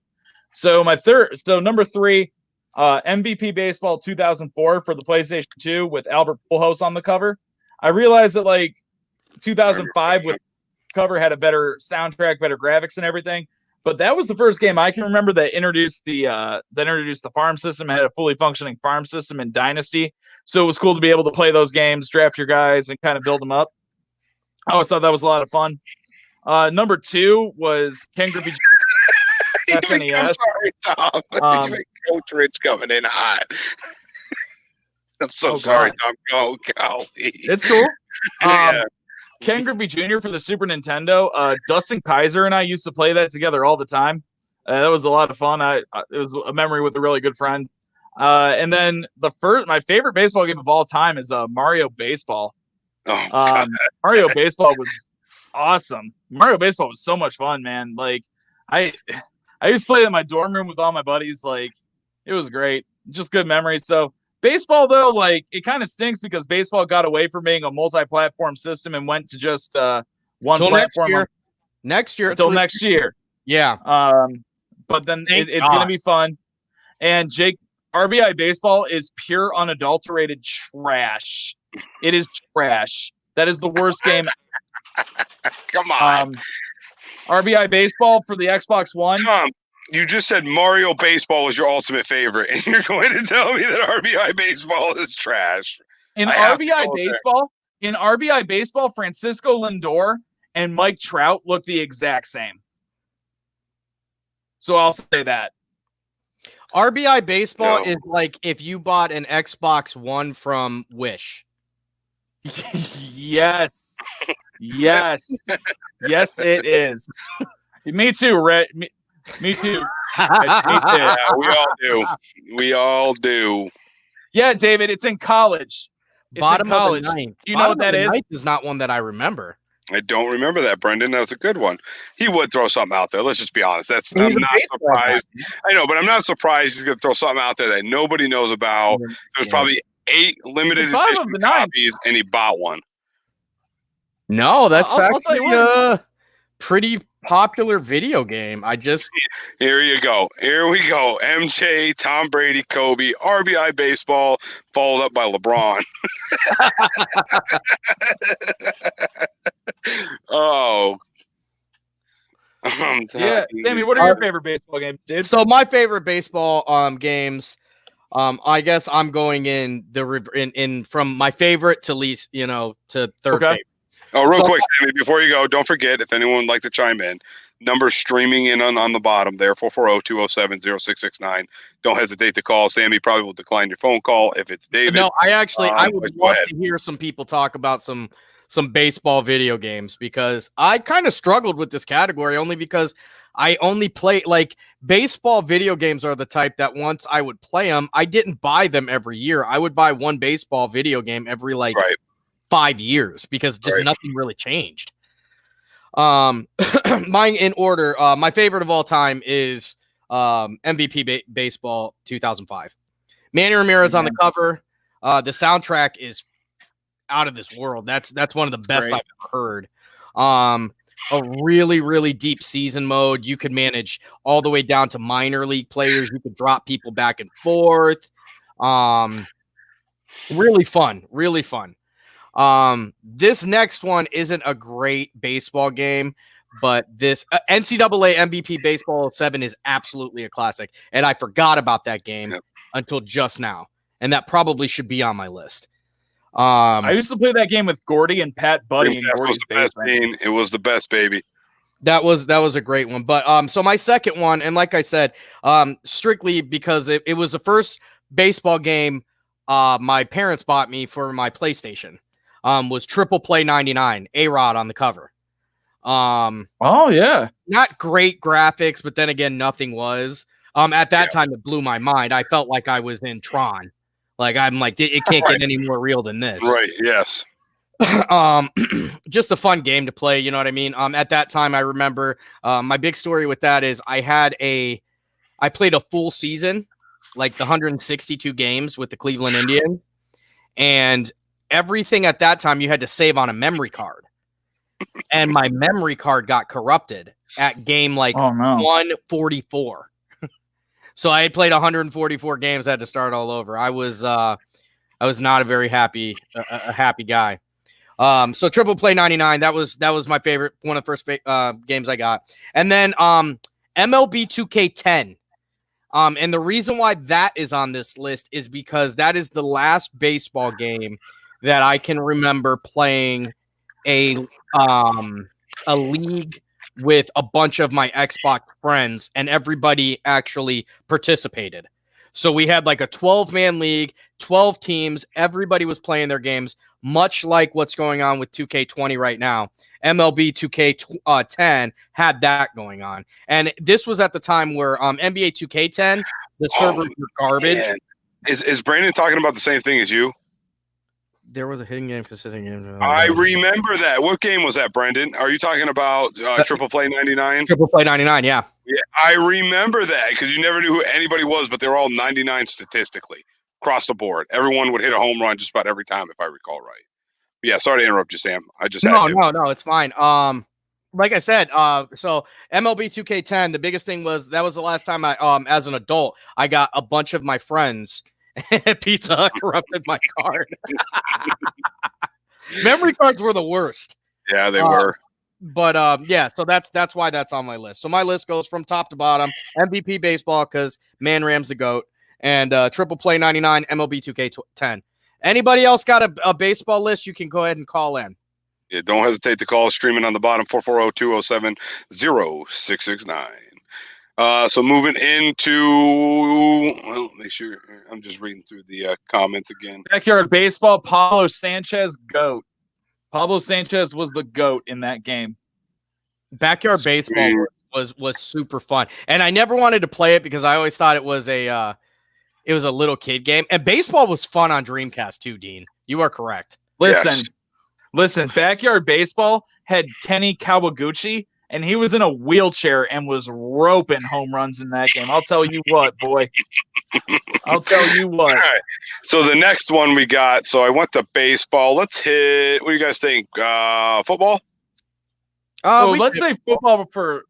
No, let's go back. Yeah, let's go basketball. Yeah, let's go basketball. All right. So I'm probably going to be quite simple on this one. So NBA Jam. I know that's on everybody's list, and I think weren't there like 3 NBA Jams, like NBA Jam 1, 2, and 3, if I recall, or is it just the one? NBA Jam Tournament Edition, which was the one to get, and then NBA Jam that comes out for the Xbox, which was okay. Right. I just remember playing NBA Jam. I had the handheld Sega. I can't remember. Game Gear, buddy. Game Gear. Yeah, I had a Game Gear. Yeah. I remember that was the first time I could bring it anywhere. AA batteries, and you got exactly 13 minutes of gameplay. Yes. Oh, yeah. Then the other one I enjoyed a lot, even though I was terrible at, was NBA Street. We used to kick it at Goody's house, and it was NBA Street. That was NBA Street 2.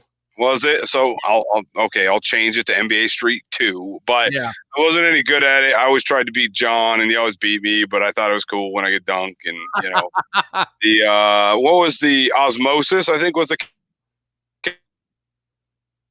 character's name. Was one of my favorites in that one. But I enjoyed that. And then NBA Ballers, which was another like street kind of game. I enjoyed that one. I never really had like a. I like the newer games like the 2K20, but nothing really tickled my fancy like the NBA Street 2. So let's see. All right. NBA Street. I'm reading through the comments now. So I'll go with my basketball game. So number 3 for me is NBA Ballers with Stephon Marbury on the cover. That game was awesome. You had that mode where you were like this like scrub, and you had to like go through and beat all these dudes so you could become the best player in the league, which even when I was like 14, I didn't understand how being the best street ball player or beating these guys at street ball made you the best NBA player. But, threw caution to the wind because I was 14 and, it was whatever. Second favorite all time is NBA 2K3 with Allen Iverson on the cover. That game was dope. It had the first shot stick, which was fun. You could like time everything, do the shot stick, and like you do crossovers with crossovers with AI, and that was around the time that LeBron was about to come out. He wasn't in 2K3, but everyone was making LeBron, so he was a 99 overall and everything. Put him on the Cavs. That was cool. And then my favorite basketball game of all time, I actually have right here. College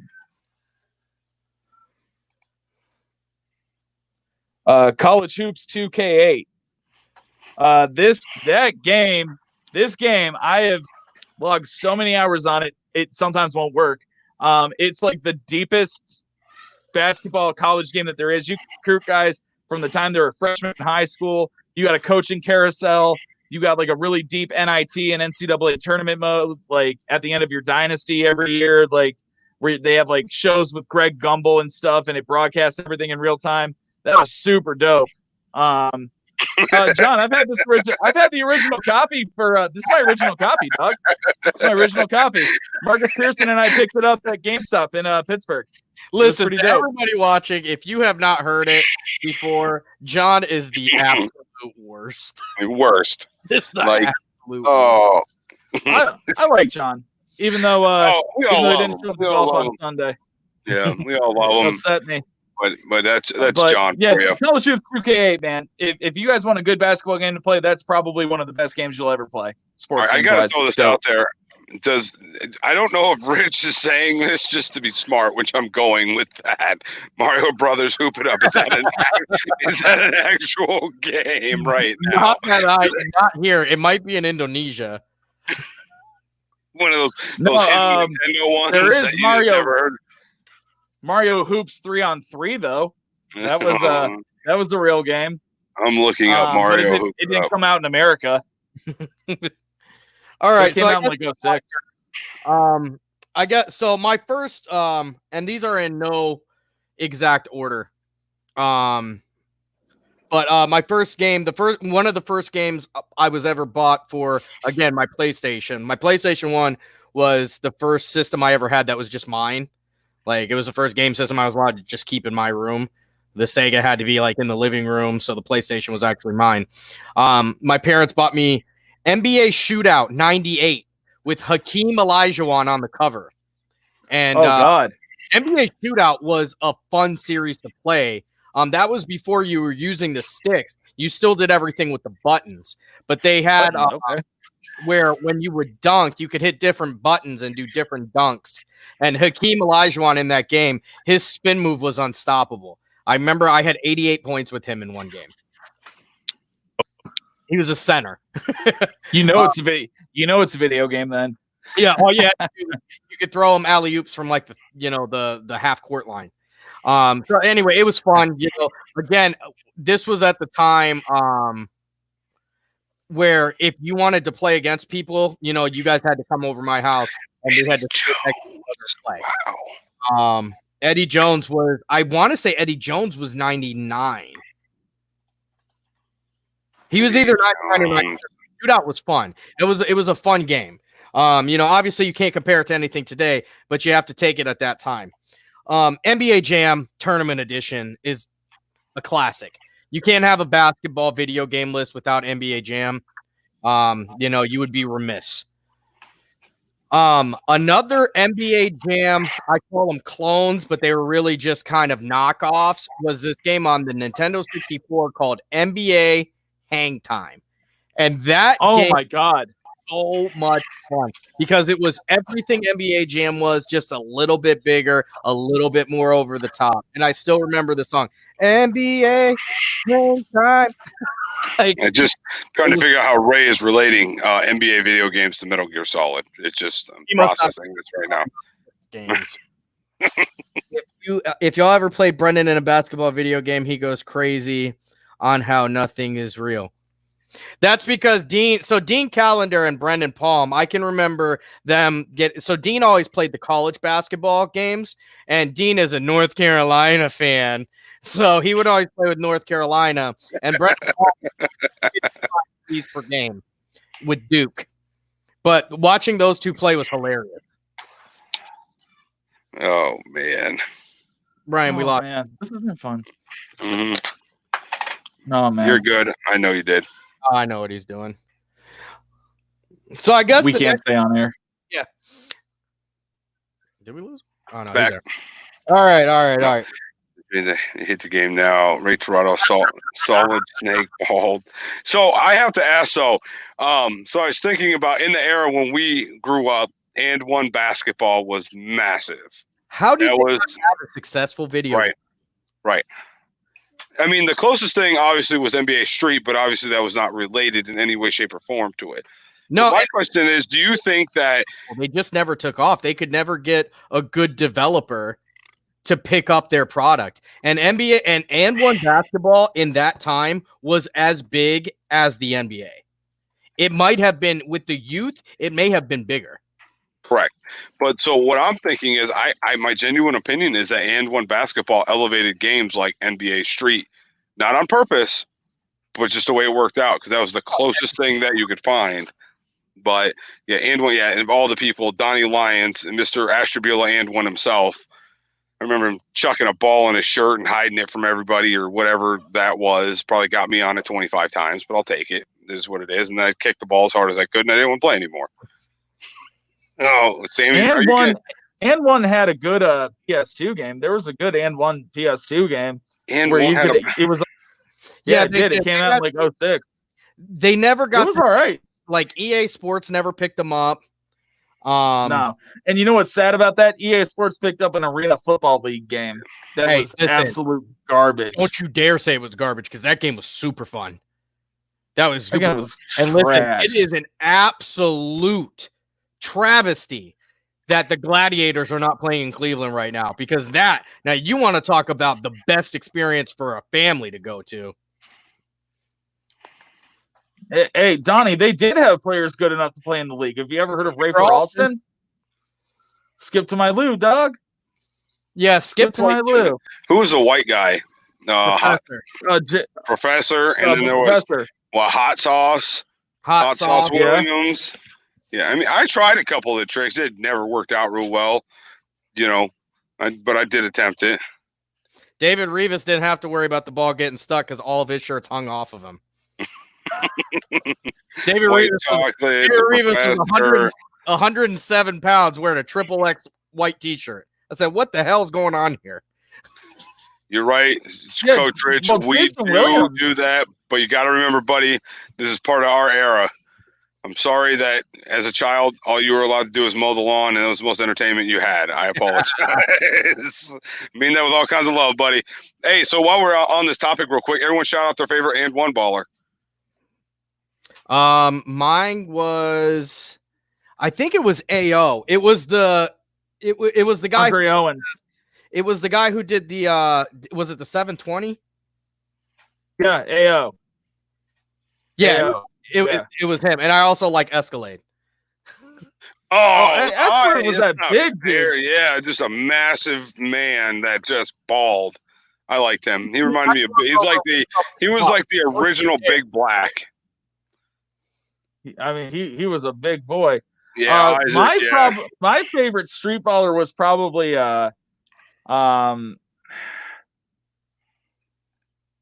Conrad McNasty. That dude was dope. That dude was real dope. He was he was almost 7 feet tall, and he was mid 200s, and he could just slam it. McNasty was sweet.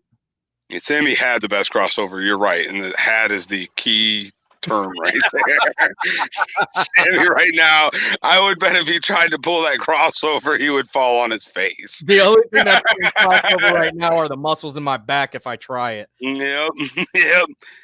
Oh, yeah. So I would say mine's. What was the white guy's name? I can't remember now. Professor. Yeah, I liked him. I actually have watched him recently. He's still doing it. He went to a prison and did it with a bunch of guys. And whatever it would be called there. Oh yeah. Oh. So Isaac brings up something funny. He hate me. The XFL's coldest name on a jersey. If you guys want to talk about the best name in sports, look. This is a real name. He's a high school player right now. He's a recruit, and he's being recruited by LSU. His name, no joke, the coldest to ever do it. Yes. Crawford. That's his real name. It is right. I cannot wait until that kid makes the NFL. I'm sorry, that did come out real weird now that I'm thinking about how I said that. Isaac and Joe, Coach Rich. No. But yes, Tom is right. The coldest to ever do it, Crawford. So we still got 2 more topics to run into. So the next one real quick is going to be your favorite football game. Now, all right. My 3, I'm going to go NFL Game Day 98 and 97. I said this before on the show. And I said 98 or 98 or 99, and I don't remember which one it was, but the one that Barry Sanders it was a sweet play, if I recall. You run all the way right, then you run all the way left, and it was guaranteed a touchdown every single time. And again, I remember my father throwing a controller the first time I've ever seen him mad at somebody. Then my one is NFL 2K on the Dreamcast. And the sole reason was probably because of Sammy, because I know he had to have played it with me at some point in time. But Dreamcast had the little memory cards that would go into the slot of the controller. And you could look at the screen, and you didn't have to have your play up there. They didn't know whether you were running the ball or you were passing the ball. No one had a clue. Same went for the defense. Didn't know if you were blitzing or if you were dropping back into coverage. That's the reason why I loved NFL 2K. I love Dreamcast, Isaac. And then Fantasy Star Online and Marvel vs. Capcom. How can you say that, Isaac? It was not ghetto. I would say it was probably my favorite game system I ever had. It's definitely it was so far ahead of its time. Yes, it really was. The first one with was far ahead of its time. The internet portion. Yeah, right. Exactly. Where you could play online. It was the first one where you could actually have a multiplayer via dial-up, if I recall right. It had it was not even Ethernet. The first person I knew who had it was Dean Callender, and we went over there and for his birthday party, and everybody was taking turns playing it, and like nobody really understood the traffic. Listen, nobody really understood the that when you pull down A to run faster because there was a limit to your turbo. Yeah. So like nobody was scoring, but it was a blast. It was an absolute blast.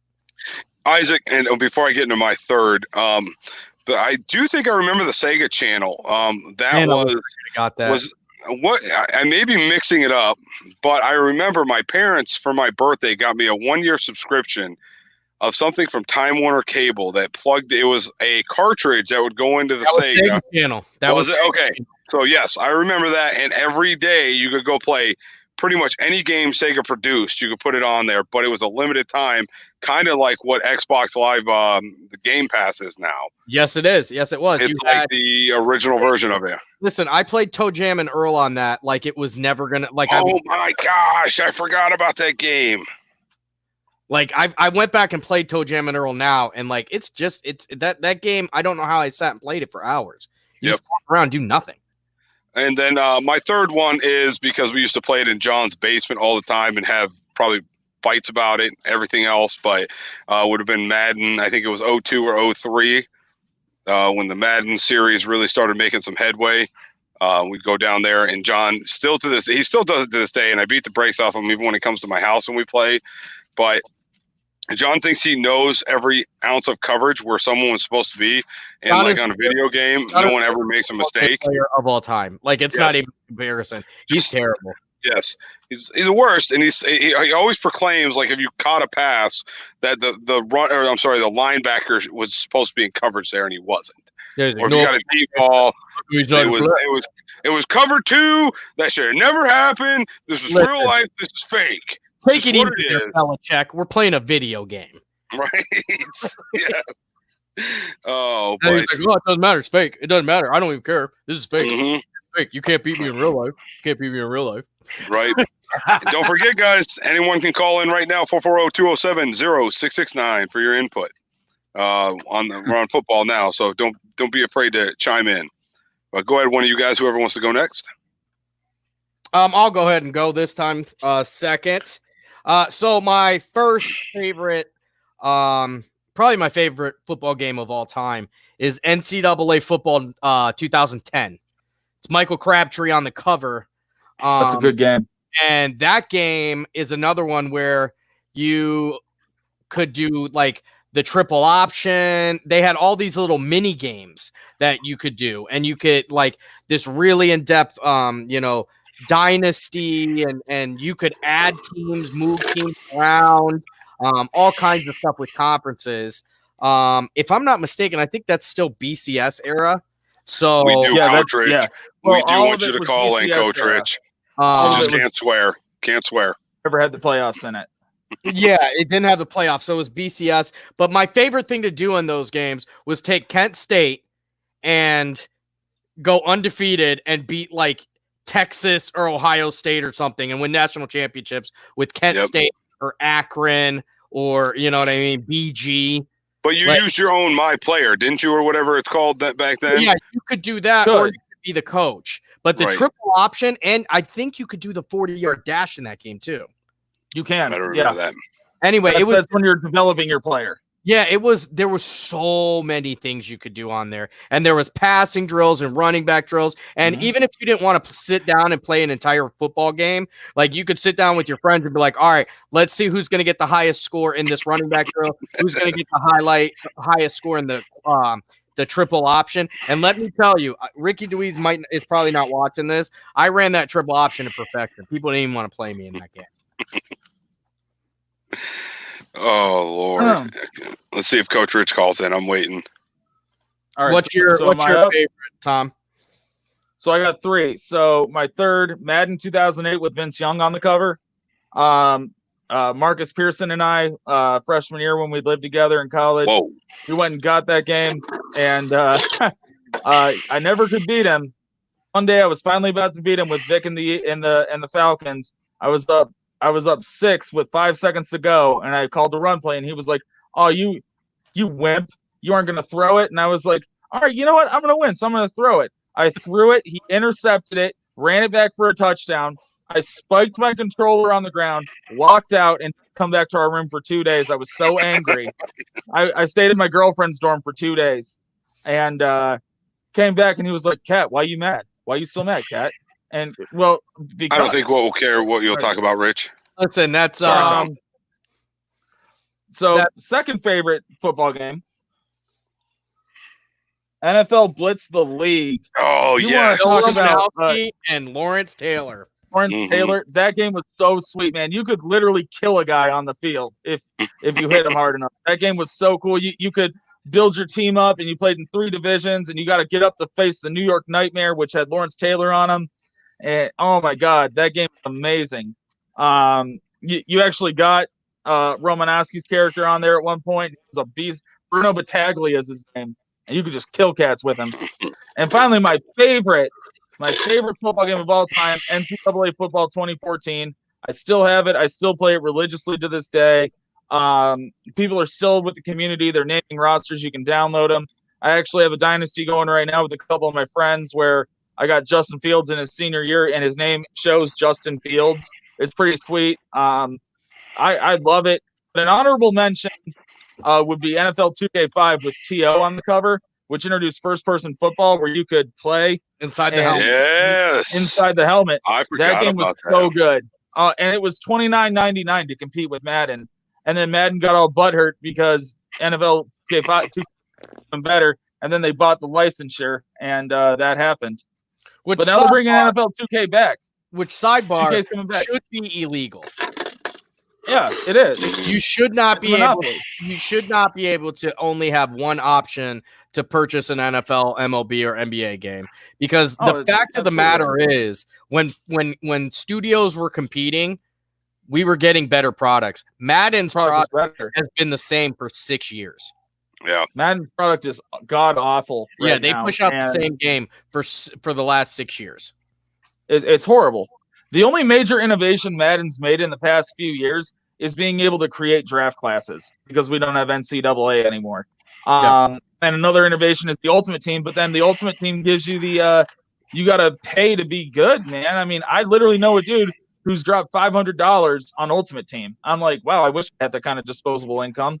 Yeah, you got that same type of deal going on with NBA 2K. With the not just the My Team, microtransactions. Well, Yeah. Yeah. About a minute. You want to talk about a actually, dog on ESPN NBA 2K, football. Emilio Parks.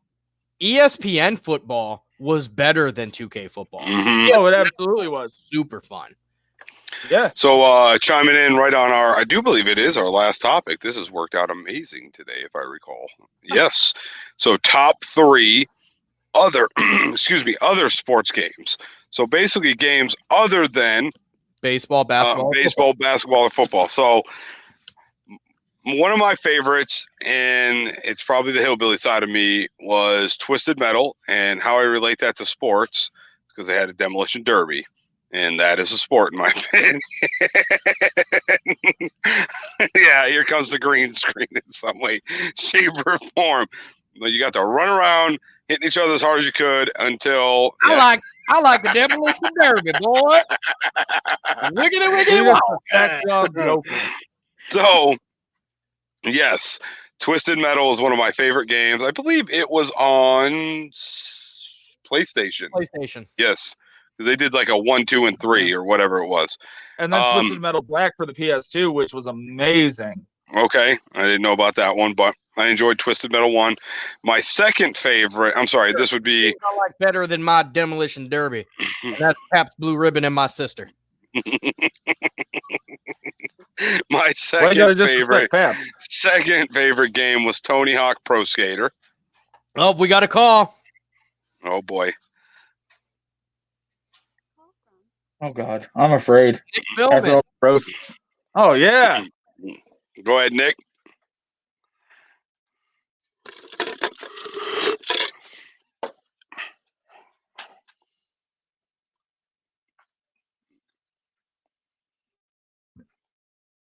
Hold on.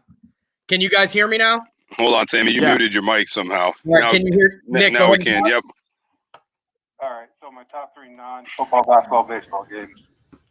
Tiger Woods 04. Yep. The best Tiger Woods game. Oh, I forgot about Woods. Is that the one where you could speed golf? It may have been. I'm not 100% sure.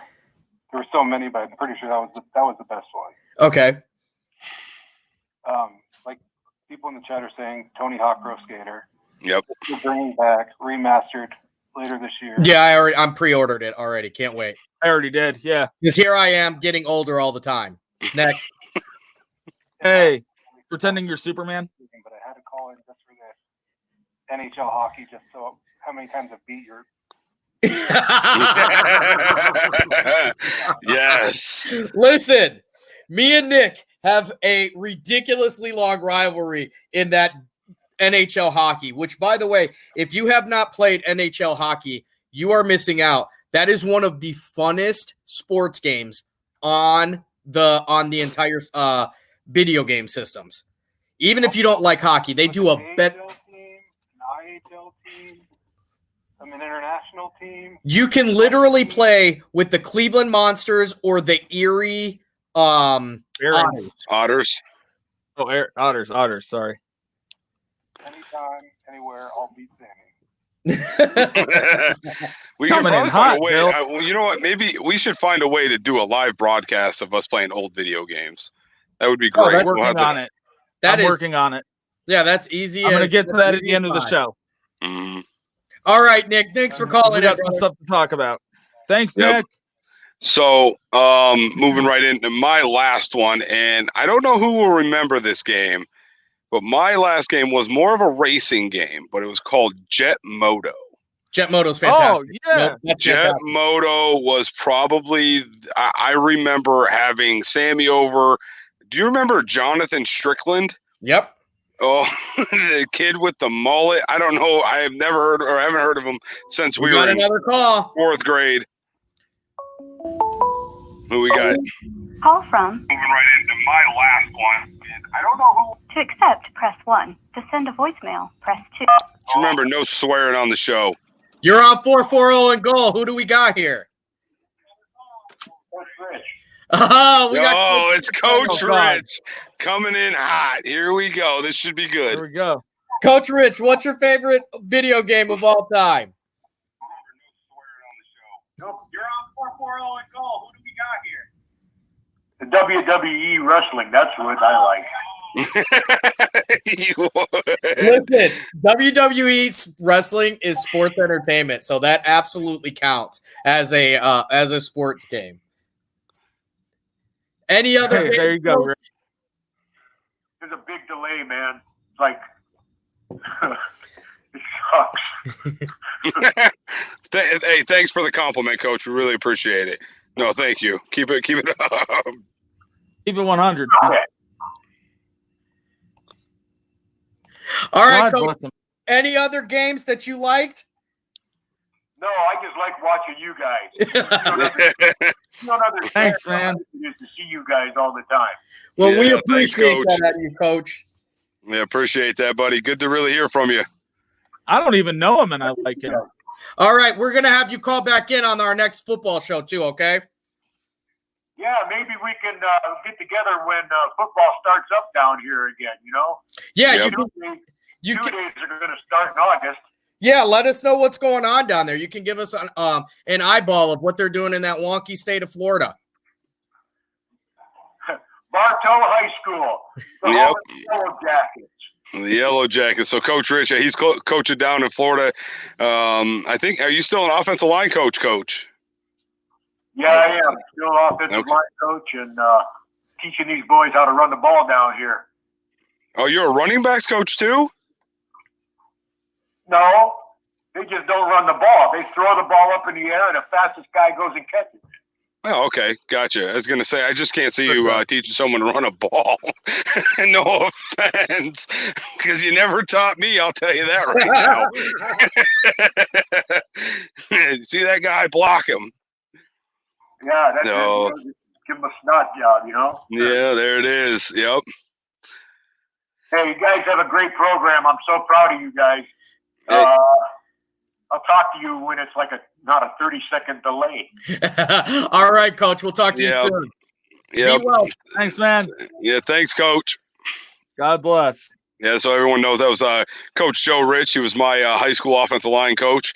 One of Sammy's coaches. He didn't really do much with him at that time, and I don't think Tom ever met him because you were a couple years behind us. So yeah, but it's always fun to have him. He's actually beginning to be one of our constant viewers. So, but yeah, my last, just so you guys know, my last one was Jet Moto.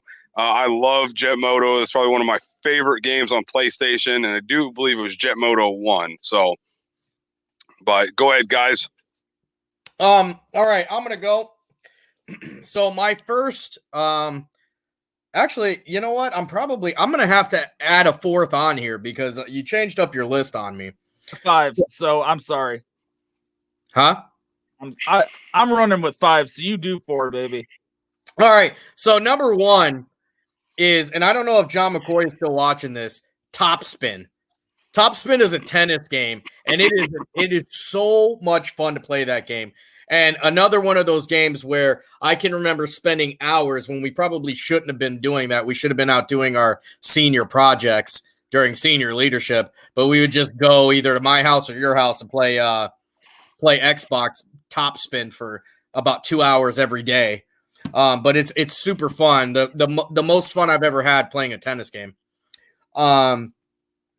My second is going to be Evander Holyfield's Real Deal Boxing on Oh my God. Sega Genesis.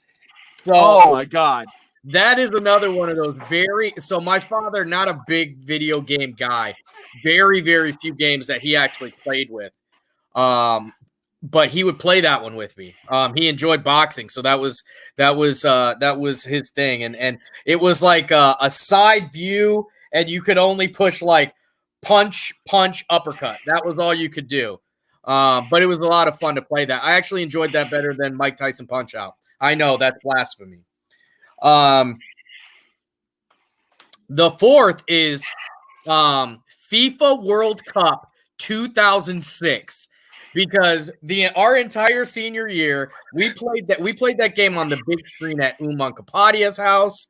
We played that at our house. We would have these giant tournaments. Nobody liked soccer except for on Xbox. So FIFA World Cup 2006 is still probably my favorite soccer game I've ever played, ever. And I played FIFA for a couple years after that, just because that game was so good. But World Cup was untouched.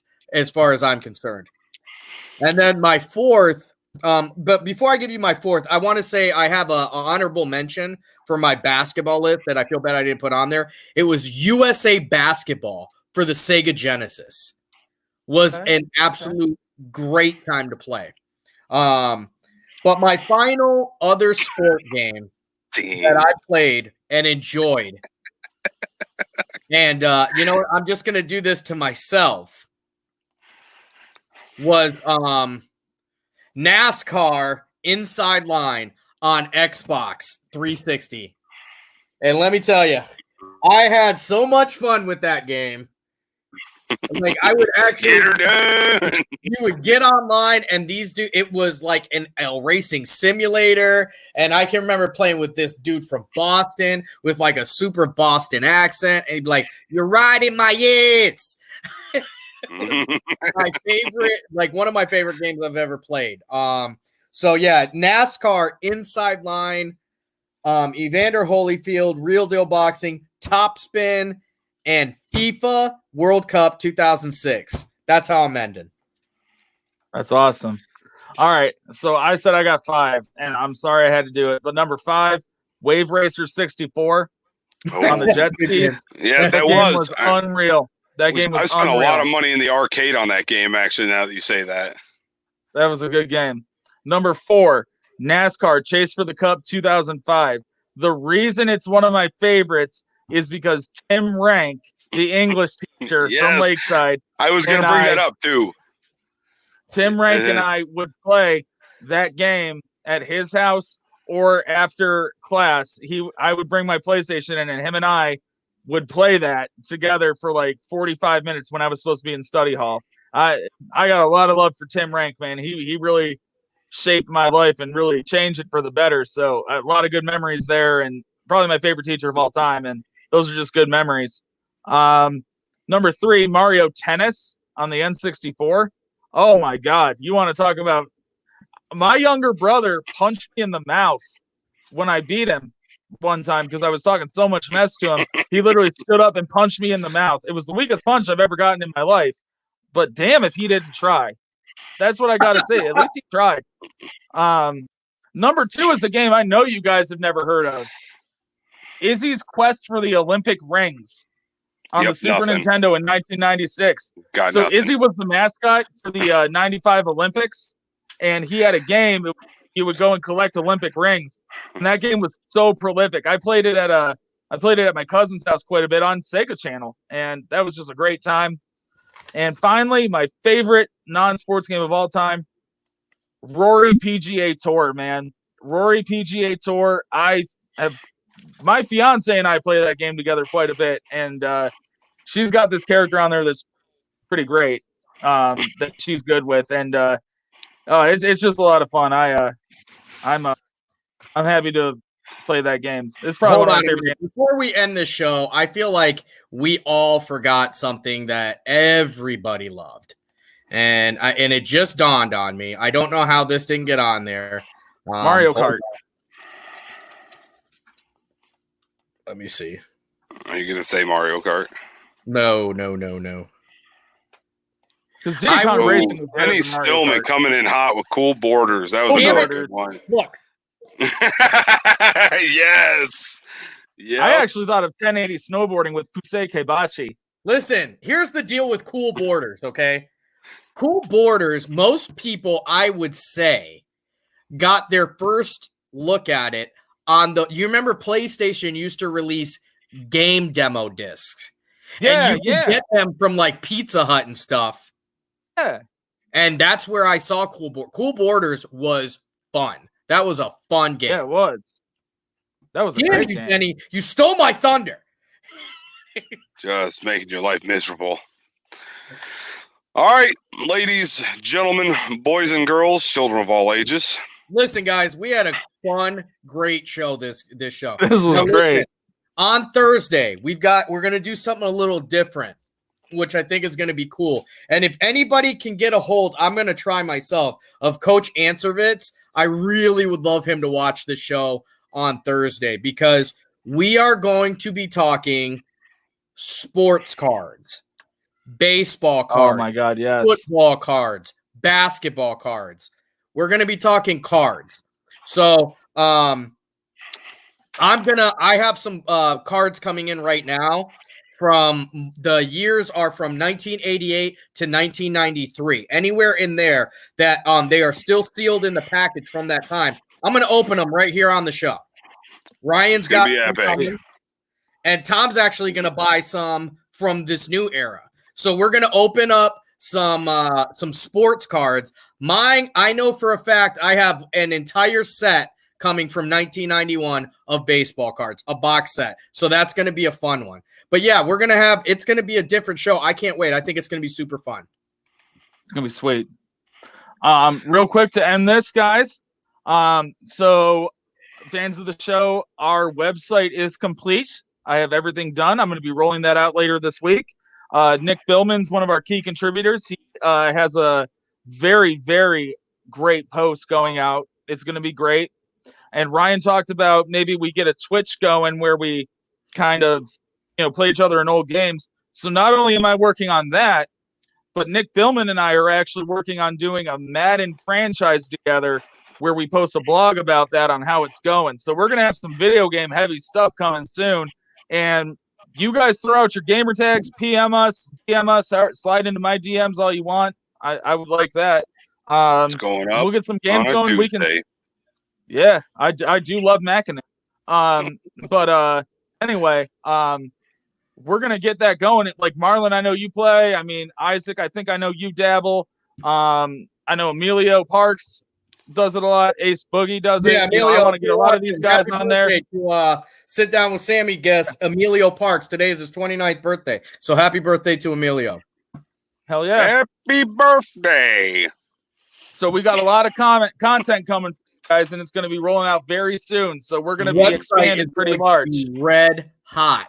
Can't wait to see. It's going to be amazing on Thursday. Yeah. All right. Ladies and gentlemen, boys and girls, thank you guys so much for checking out 440 on Goal. Don't forget to like and share our streams when you get it. Don't forget we are over on YouTube. So if you want to put us up on your personal tube, you can. I came up with that by myself just so everyone knows. So thanks again, guys. It's been great. It's been fun. It's been real fun. But I'm getting out of here. Ryan Cole out. Sam Torres out. See you with these baseball, football, and basketball cards on Thursday. Hey, Tom, I'm signing off. I can't wait to start rolling this content out to you guys. We're about to blow this up. We're gonna have a lot of great stuff coming for you. All right, guys. Thanks again. Get it in for Pump. All right. Hey, thanks again, guys. Love all the support. See you guys on Thursday, 8 p.m. Later, guys.